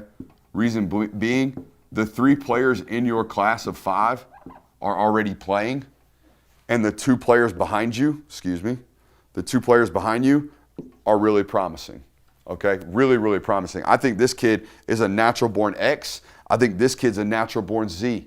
I think both of you guys can potentially play both. So we got to figure something out. I can see why people think my handwriting is dog shit now that I'm looking at it. That's some chicken scratch shit right there going on. Just now realizing it, huh? Yeah, just now realizing it. All right, who are some other returners that we need to talk about right here, Jonathan? I'm trying to think off the top of my head. Oh, Cortez Smith. Oh, yeah, Cortez Smith. All right. I loved Cortez coming out of high school, out of Parkview. I thought he was the future at the center position. I think if I'm you, I'm looking over my shoulder, especially after the way I played against Ole Miss. If that's going to be my last tape on, hey, I'll be looking over my shoulder. Is that Cortez with a Z, by the way? Yes. There you go. Who else? Honestly, I'd say that's really. Did we cover the litter? Yeah, I would say we pretty much covered it up. Do you have a problem or concern area? I mean, obviously, the biggest talking point throughout this offseason is going to remain around offensive line. It's going to be from the holes that have been left from this roster of a guy like Micah Morris departing on the roster. What's going on at left guard? Who's going to play there? Because never got to saw the backup plan this past year, really, like a whole lot of burn. Like, it was Micah Morris out there. That guy was playing every single snap just about for Georgia this year. So just like a major unknown factor on this roster so far. Do you think there's a potential that we could look up week 5 and they're starting a redshirt senior at left tackle, a redshirt junior at center, and 3 underclassmen? Yeah, I think it's very possible. Helton at left guard, Donnie Glover at right guard, Juan Gaston at right tackle. I think it's very likely. I wouldn't say likely. I think it's plausible. I think you'd be done. I think this is a massive question for me.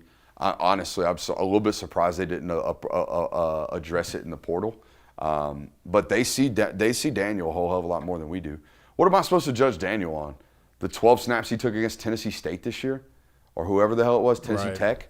I'm sorry. I'm not. I can't do that. Mm-hmm. So I don't think it's right for us to be doing that. Yeah. We also talked about this. Like, if these 2 football players, C.J. Weiland and Talon, if they're not SEC like dudes, what is this offense going to look like? You know what I mean? Right. And this is not the blowback. This is the reality of the way that you have built your roster. You need a lot of growth here. He's got to get better. You need a lot of growth here. He's got to get better, right? These 2 football players, they played great last year. They got to get better, right? Elias Williams, we think he's going to be a household name by the end of the year. He's got to get better, right? Ethan Barbour, he was great as a true freshman before the ankle injury. He's got to get better. We think Zacoby White's really, really good. He's got to make another leap, right? So this goes throughout the entire roster. The roster was about retention. If the roster is going to be about retention, it's also got to be about development. We got to get better. We have to get better across the board. And I know that there's a lot of people expressing their concerns right now in the chat about the offensive line, how the depth scares you, how you're not really sure how this is going to go. This was the exact same conversation we had last year. I mean, offensive line was everybody's concern last year. I mean, people were sitting here saying, Monroe Freeling and Ernest Green cannot get it done for us. Who the heck is going to play interior? We're starting the nepotistic center. Yeah, I mean, like Drew Bobo, that's going to be our start. Like, there was a lot of concerns at offensive line, but Stacey Searles and now Phil Rauscher as well have done a really good job of putting in quality bodies in this offensive line room, getting guys that are ready to play, could make an instant impact. I mean, we went through that entire segment and didn't mention Tyreek Jemison, another guy that could be one of these guys that shows up at spring practice and he's ready to roll. I mean, he's just that good of a player. So you've built the depth. You've got the pieces. It's just a matter of figuring out which pieces are going to be the right ones. And they knew from the jump that solving all the world's problems in the portal for them this year wasn't going to be an option, because from day one, the moment the portal opened, the market was screwed. Yeah. The market was absolutely tilted towards overexpending and overspending, something that they didn't want to do.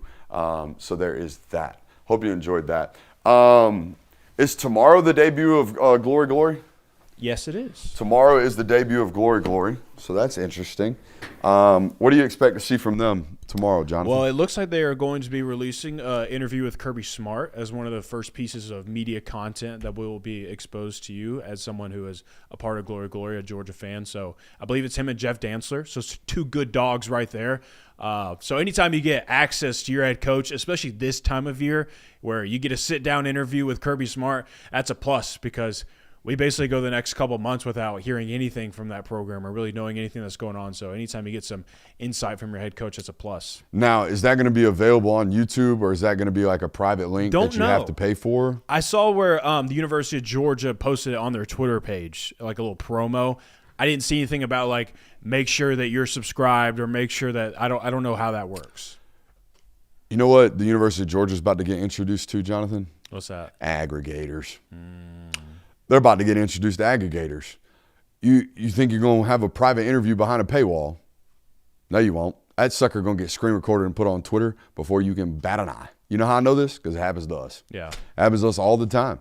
We got premium content that gets put everywhere.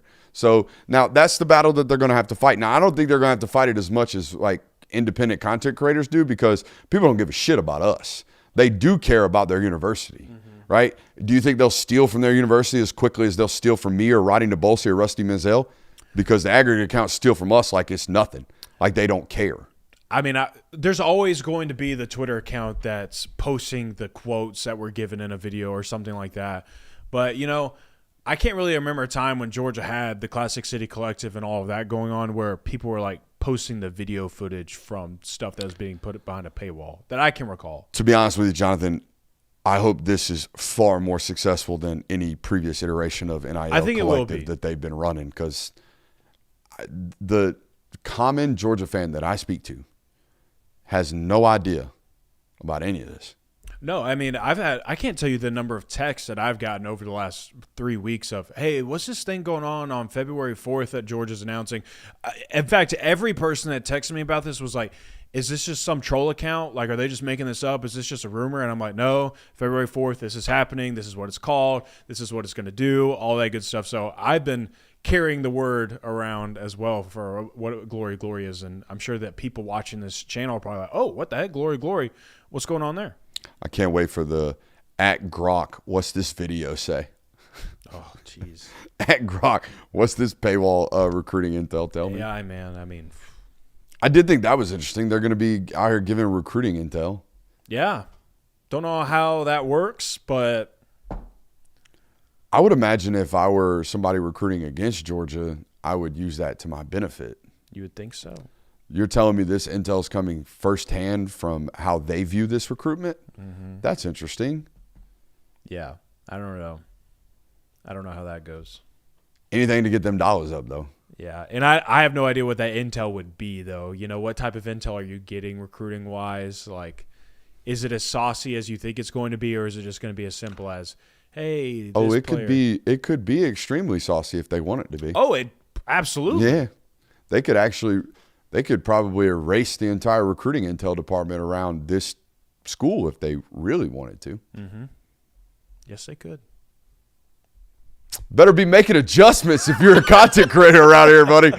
If you've been out here, I think, honest to God, I think they looked at it and was like, wait a minute, how many of these places have built studios in their basement off of doing content off my football team? Yep. Huh?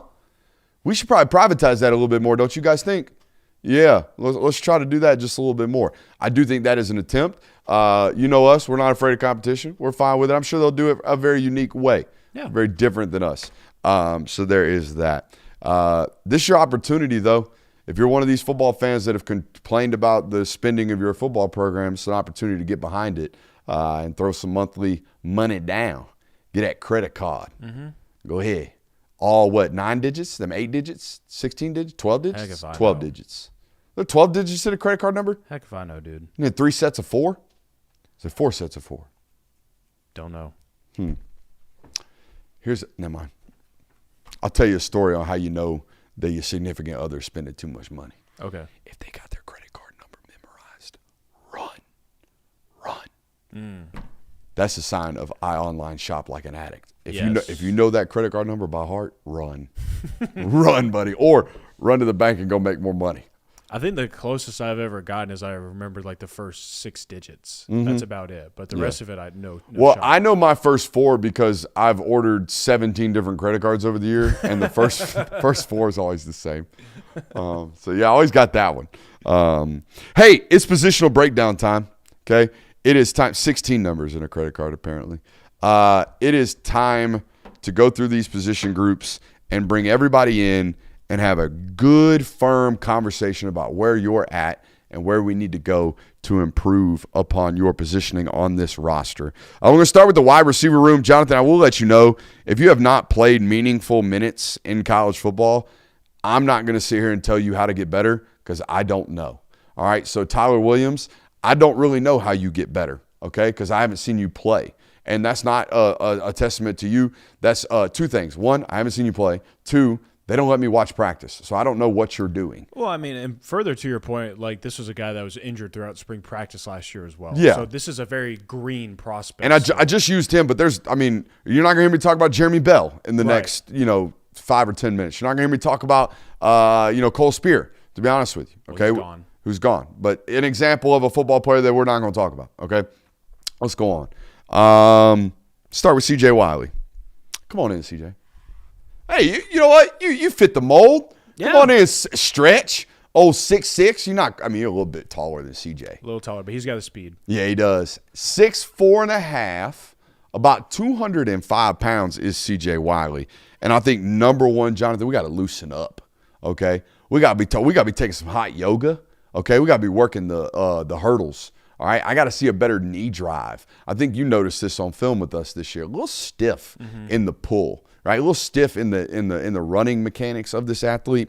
And it's surprising considering he was a sub-11 second 100-meter runner, and we know he can run. We know he can pull away. I think there's still some juice left to be had if we can loosen up just a little bit. All right, here's what my notes say, Jonathan. We have to work on early sub-20 separation. I know this kid can separate 20 to 45. I got to figure out how to separate in the intermediate to short game as a wide receiver, all right? Especially with our quarterback that we got coming up next year and this offensive system that we've had the last 3 years that can't seem to quite connect on those deep shots. Maybe we alleviate some of those issues with the fact that we can run away from corners. But I tell you what, it'd scare a corner a whole hell of a lot more if I run by him on one snap and then the next snap make him fear the run by, and then I can stop and run a comeback, right? Those types of things would make us a much more complete wide receiver. Again, work on early sub-20 separation. I also think the high school profile told me we didn't have the most sure hands. I haven't heard any negatives about that since he's been there, okay? This was, by the way, if you are a dropper, I think I would have heard by now. If you got problems with not catching the football, I feel like I would know that. This isn't it. In high school, it was to an extent. We had some problems, consistently plucking it at a high rate. Let's move on to Taylor Taylor. You got any thoughts for CJ?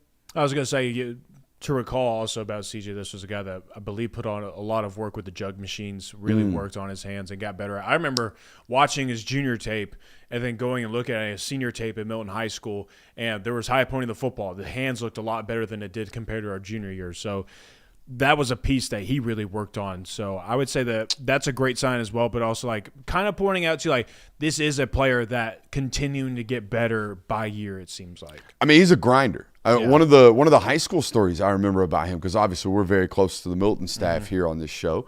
Shout out to the Milton Eagles.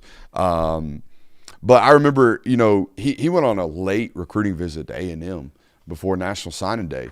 And there was a little bit of worry that they might nab him. They might flip him. And I remember texting Ben Reeves, the head football coach over there at Milton, and say, hey, what's going on? I know he was out there this weekend. What's going on? And he said, basically, I don't know, but he was in the facility this morning on a Sunday at 7 a.m. catching balls off the jugs machine. He basically took the red eye back from College Station in Texas and then landed, went straight to the facility and started working. So he is a grindaholic. You love to hear that about any young football player, but especially one as supremely talented as him, right? Dad played in the league. Mom was an SEC track star. We got some super genes in that one. So hopefully we maximize that this year as a true sophomore. Taylor. I think we're about 185 when we entered college football. Yeah. Can we get to 195? I think we can. Can we get to 195 and stay smooth, though? Because, man, we are uber smooth right now. We are really, really smooth. I already said it over there on the board. Taylor, I think you have the opportunity to be one of the best separators and best route runners that we have had at this university. I need that to continue to develop, but here's the deal. You know the deal, no block, no rock, right?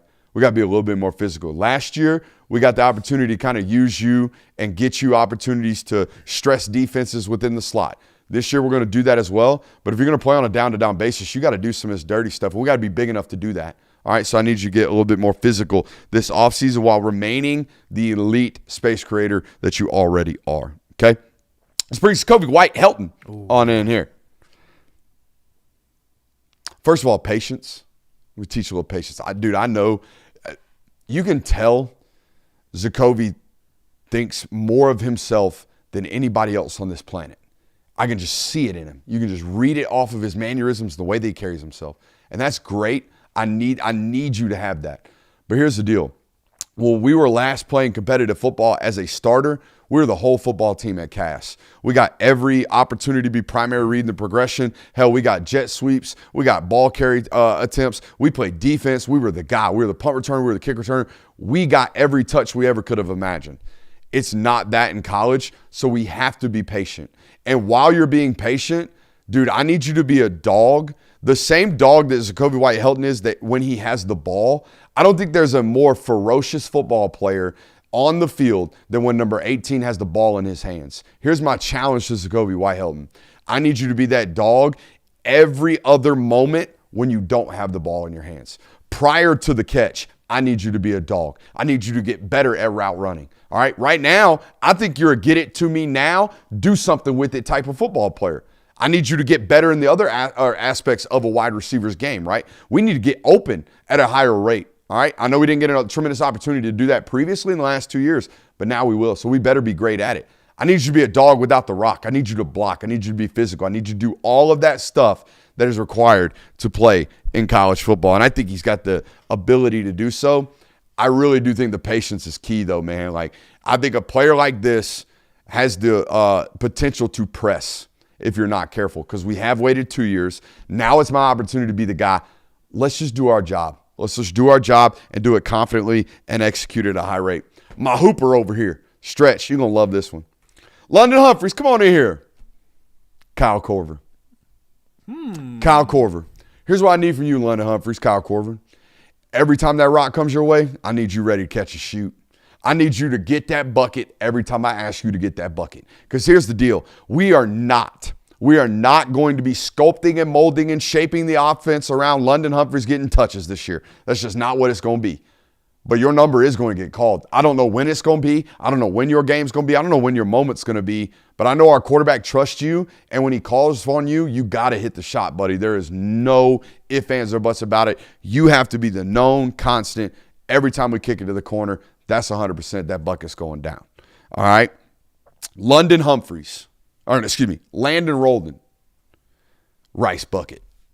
You know what the rice bucket does for you, Jonathan? Grip strength. Grip strength. How'd you know that? What do you mean, how did I know that? How'd you know working in a rice bucket gets grip strength? I mean, who taught you that? Well, it's just something I've known. For real? Yeah. It's a known thing? Well, actually, I believe the first time that I learned about this was from a guitar player. Like, you got to have grip strength a little bit to make sure you're hitting all the chords right. So we did it in baseball. Bucket. Yeah, I played baseball. That action right there comes from the forearms, comes from that ability to do that, right? Get in that rice bucket and work them hands, work them forearms. Here's why. I think we got soft hands. I think we do. I don't think we got brick hands. I don't think it hits it and falls. I think we got soft hands. I don't know if we got strong hands, though, yet. When it hits us, I think it's still kind of rippable. I think it's still kind of detachable, okay? When it touches the tips next year, it better be ours, all right? And I think the way that we do that is to work through them rice buckets. Get them forearms pop-eyed, all right? We need to be nice and strong in our hands. It's a great combination to have. Strong but soft hands. You know who's got the strongest and softest hands in the history of football? Larry Fitzgerald. And I ain't never seen a drop. In the career because he's got soft but strong hands. Get in that rice bucket. I do think we got to get a little bit stronger too. We got to get a little bit bigger, but that is what it is, right? We're a young high school football player last year. We got to get ready to play college football now in year 2. You know what the coaching point on Isaiah Canyon is. We got to stop snapping that head. We got to stop all that. All right, we got to be smoother in our route tree. It'll help us out in the drops that have shown up on tape as of right now. Yeah, I mean, it's an important position group because with every name, like you mentioned, like the promise that there is within these players and how impactful that these players can be for Georgia's roster this year. Like, I feel like majority of people when it comes to Georgia's wide receiver position group, they have faith, they have some confidence in it, but it just feels like we just don't know yet because we haven't seen it. And you haven't seen it with these players at the helm either. Like, it's not like we still got Colby Young roaming around on the roster. We're just banking on Talon Taylor, London Humphreys, and Jacoby White being the dudes this year. We're pushing a lot of new chips in here. We're pushing a lot of new pieces out in front of people that we're expecting, hey, I know that you were kind of a spot player last year. I know that you were banged up for most of the season last year. I know we only got you a few touches. Hey, now we need you to go be like the offense for us. Like you're the passing game for us. So certainly not some players that you need to be sleeping on, and certainly don't need to be sleeping on our sponsor right now with our friends over at Sleeper. Sleeper is a fantasy sports real money gaming app focused on bringing people together through sports and gaming. Sleeper has become the fastest organically growing fantasy platform in the world with over 6 million active users. while earning some of the highest levels of engagement per user in the industry. At Sleeper, it's not just about sports, it's about building personal connections and lasting memories. Use promo code Brooks today, and you'll get up to $100 match on your first deposit. Terms and conditions apply. See Sleeper's terms of use for details. Currently operational in over 25 states. Check out Sleeper today. Shout out to the folks over there at Sleeper. We appreciate those guys. Random thought. I feel like the Pro Bowl's been dead since they took the pads off. But I'm looking at a photo right now of the AFC Pro Bowl quarterbacks, and it's Joe Burrow, Joe Flacco, and Shadur Sanders. Would you like to know? Don't Flacco and Burrow both play for the Bengals? Didn't Flacco replace Burrow, or was what the hell is going on? Would you like to know who another potential option was for the Pro Bowl for the quarterbacks? Who? Justin Fields. Did he throw a touchdown pass this year? I think he had. Yes, he did, but Pro Bowl needs to be done with. It need like I said, I thought it was done the moment we took the pads off. Pro Bowl needs to just simply become, hey, we're going to vote you guys in, and it's still going to say, hey, you were a Pro Bowler this year. But as far as playing a game goes and all that goofy stuff, we just honest to God, get done with it. We're jacking up wiki pages left and right. Oh, I know. You're right. It should be just voted on. There's no game. Because we're not only wiki page, we're messing up Hall of Fame credentials, accolades, what they used to be. Used to it was how many All-Pros have you made, how many Pro Bowls have you made. Now it's basically only All-Pros. Yeah. Because the Pro Bowl admittance doesn't matter. Now, my question is, are we gonna get educated enough to like actually put asterisks on these things? Like he's a Pro Bowl replacement. I'm sure that in the finer details of everything, it'll be like, hey, he was a reserve Pro Bowl edition. This was the guy who was actually voted in, but Shadur Sanders was the one that got plugged in for him. At least I hope that's the case because it's ridiculous. It's horrible is what it is. It's a disgrace borderline is what I would say. So I'm just done with the Pro Bowl. I think majority of people are. Just get rid of the activities. Just vote on it, and that's that. Whoever gets voted is the one that gets put in. We want to watch some prospects? Or we could talk about these recruiting classes. Oh, dude, yes. I'm stoked for this. Give me this. All you right. did some research on the last 3 recruiting classes at the University of Georgia. What did your research tell you? So first off, I looked at the 2023 recruiting class. I looked at the 2024 recruiting class. I looked at the 2025 recruiting class. The reason being, those are the last 3 recruiting classes that Georgia has brought in over the past few years. Those are the players that Georgia is banking on like bringing success this year. You know, it's been retention and development. That's been a big storyline for Georgia this offseason. They didn't have too many players into the transfer portal, not a whole lot of meaningful players, people would say. And they also didn't bring in many transfer portal additions. You know, obviously they brought in some big names that they think will impact the roster. But it's really about the guys that they have recruited and have been on this roster for multiple years. And kind of what I stumbled into is this has kind of been Georgia's motto over the years of, you know, we want to retain the guys, we want to develop them. We buy into high school recruiting. We think it still matters. But I think that Georgia's kind of banking on making up for lost time this offseason because the 2023 recruiting class would have been the class last year that was, all right, these guys have been in our system for 3 years. They've been on this roster. It's their time. Well, there weren't many of them. No. Not many of them stuck around. In fact, I got the numbers right here. Of the 26 players from that class, only 8 of them are either still on Georgia's roster or finished their careers at the University of Georgia. Those names being Monroe Freeling, now in the NFL. C.J. Allen, now in the NFL. Raylan Wilson, still on the roster. Jordan Hall, still on the roster. Lawson Lucky, still on the roster. Gabe Harris, still on the roster. Kyron Jones, still on the roster. Peyton Woodring, still on the roster. Those are the names that remain from that loaded 2023 recruiting class. Like top 3 in the country, one of the best you've ever seen. Everybody else gone, transferred out. Boy, there's some misses in here, though. Oh, yeah, I got the notable transfers. Notable transfers from that class, Jonel Aguero, who transferred off the roster this past year. A.J. Harris, who went to Penn State after 1 year and is now an Indiana Hoosier. Jamal Jarrett was one as well, who kind of bounced around a little bit. Most recently played for the Oregon Ducks. Damon Wilson, we all know that story. And Anthony Evans, who was on the roster for multiple years and then went to Mississippi State and balled out. All of those you just mentioned, not misses. Correct. Those are all good football players. They either didn't play here because they were buried in the depth chart or just sought the playing players time you're elsewhere. finding right now, yeah. Shit, it's man. bad. There's a lot of dudes here that just didn't play football in general. Yeah. Like they're just not good. Yeah. It was needless to say, it was a recruiting class that just really didn't pan out the way that it looked like it was going to. I mean, when we're Georgia talking signed those players. we're talking, I mean, how many of these guys did not work out at all? Let's go through it. Troy Bowles has not played any meaningful college football. Sam Mpemba has not played any meaningful college football. Pierce Spurlin was a medical thing. Yep. Tyler Williams, the original Tyler Williams from Yeah. Lakeland, none. 0 meaningful college football. Kelton Smith, the offensive lineman from Carver, none. Chris Peel, 0. Roger Robinson, constantly hurt. Zede Haynes, Nothing. anything? Nothing. I don't even think he played this past year. Jamal Merriweather's never played a down, and now he's at Miami. Yeah. Justin Rhett, nothing.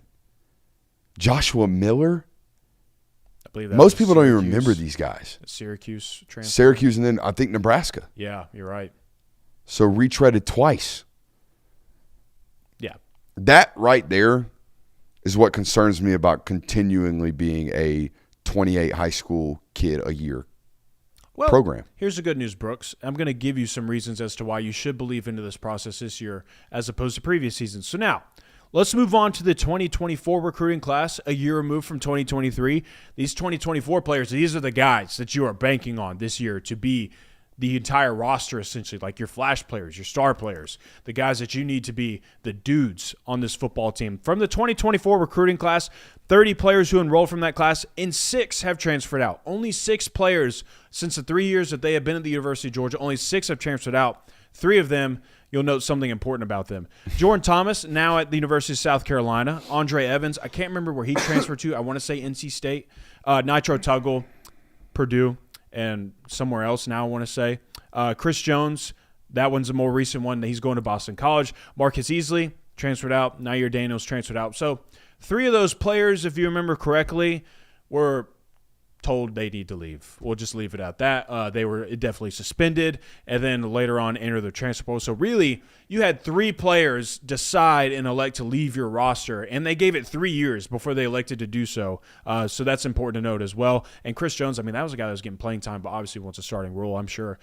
So you've held on to this class. Yeah. Like and this one has a lot more hits on it. A lot more hits and a lot more guys that actually impact the roster. Yep. Like I'm looking at this, I see one. I'm not going to name these guys because they're still on the team. 1, 2, 3, 4.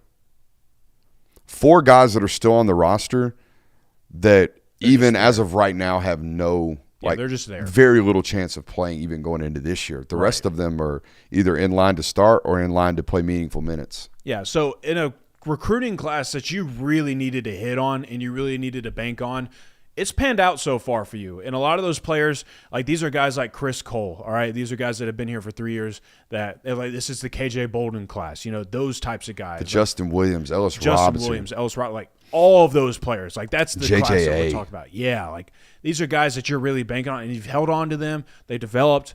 So that's the good thing is, hey, 2023, that's a wash. That's a miss. That's very bad. 2024, on the other hand, it's looking up and better. Now, we'll talk about the 2025 recruiting class. I know that it's only been a year, but considering the fact that we just went through a lot of those names on our offensive breakdown, a lot of those guys didn't get a whole lot of burn this past year, and a lot of them didn't get a whole lot of opportunities on either side of the ball.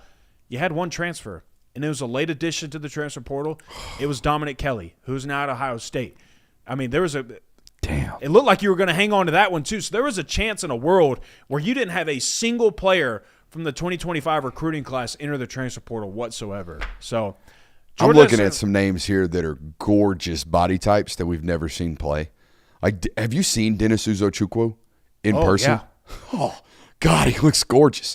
Tyler Williams, the Tyler Williams, or the actual Tyler Williams, gorgeous. All right. Same thing for Thomas Blackshear. Mm-hmm. Thomas Blackshear looks like a damn dude, and we ain't never seen him play. Yep. So there are a lot of guys here.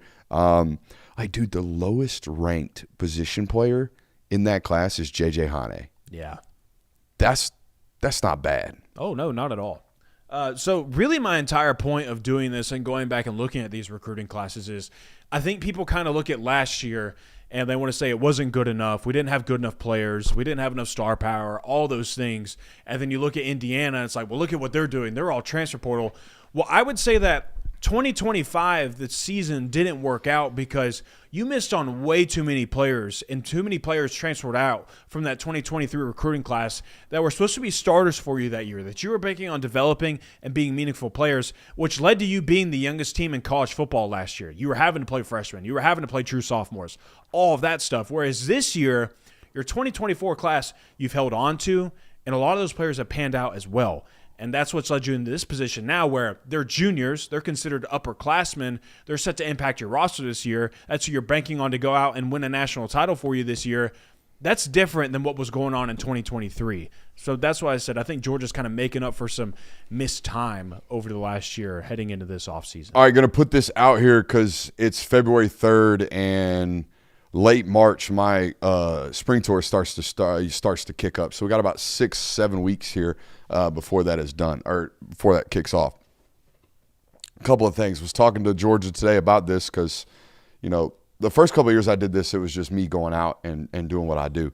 Nowadays, it's a half dozen SEC schools, half dozen Power 5 schools from other places giving me names of players inside this state that I need to go see and that I need an opinion upon. So when they call and ask, hey, what do you think about so-and-so, I can give them not only an answer, but I can give them height, weight, speed. I can give them MP4 files of what's actually going on. So if you're a college football coach listening to me today and you don't know that I do this, you should know that I do this, okay? But that being said, already early signs about what's about to happen in March and in April.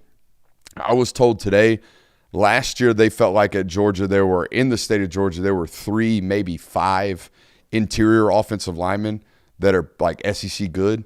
They think there are 5 to maybe 7 or 8 this year at just the interior offensive line position, let alone tackles, okay? They thought it was a relatively good wide receiver class last year. Obviously took Ryan Mosley and Craig Dandridge. They think this is one of the deeper in-state wide receiver classes that they've had in recent memory. So there are a lot of dudes here in the state in 2027 that they feel really comfortable about. Also, they had 45 football players on campus Friday and Saturday in the midst of a 4-inch snowstorm. Yep. I was told that if they sign 25 players out of those 45, they'll be good. Right. They felt like most of their primary targets were on campus this weekend, and most of the interactions that they had this weekend went exceptionally well. I was worried that the snow was going to be a problem. Yeah. But I thought maybe they'd do some redneck shit. But they didn't. It sounds like they just hung out in the facility. I'd have done some redneck shit. Yeah, I mean, there's an avenue where it's like that's really good that there's an ice storm because it's you stay in our facilities, like we're just hanging out together. There's nowhere to go. You can't travel anywhere. Like you're just here. And then there's also, dude, let's go bomb Lumpkin Street on a trash can lid, and so let's just go do that. There's a world where that happens too. But so that's good to know. You thought the Cade Mays story was crazy? Oh, jeez. What happens if someone got hurt on a trash lid sledding down Lumpkin? So, all right, I'm good for the night. You good? Yep. Hey, maybe we'll get Christian Kirby back to work on Thursday night. Who knows? Yeah, his employment's always kind of unknown. We just don't know. It's like I wouldn't say his employment's unknown. I would say his participation is. Is he showing up? Is he not? You know, we don't really know till he gets here. You know, that type of deal. There's no way Christian Kirby gets to this point in the show if he rewatches. There's just no way. 0. No way. I don't even think he got past the intro. He better have hit that thumbs up button like you guys should right now. Oh, do we have a Super Chub? We do have a Super Chub. Let's take a look at it. We got a couple of them. Oh, they're just Super Chubs with no comments. Those are just people that want to support. Well, thank you. That's important. Shout out to Gabriel Cook. Let's put him on the board tonight. He's Super Chubbed twice. Yes. So let's go over to the board and put Gabriel Cook. Gabriel Cook, tomorrow when you tune into our live show, your name's going to be on the board right here in Silver Sharpie. We appreciate you guys for listening today. Make sure you hit that thumbs up button on your way out. I love you. We'll see you later.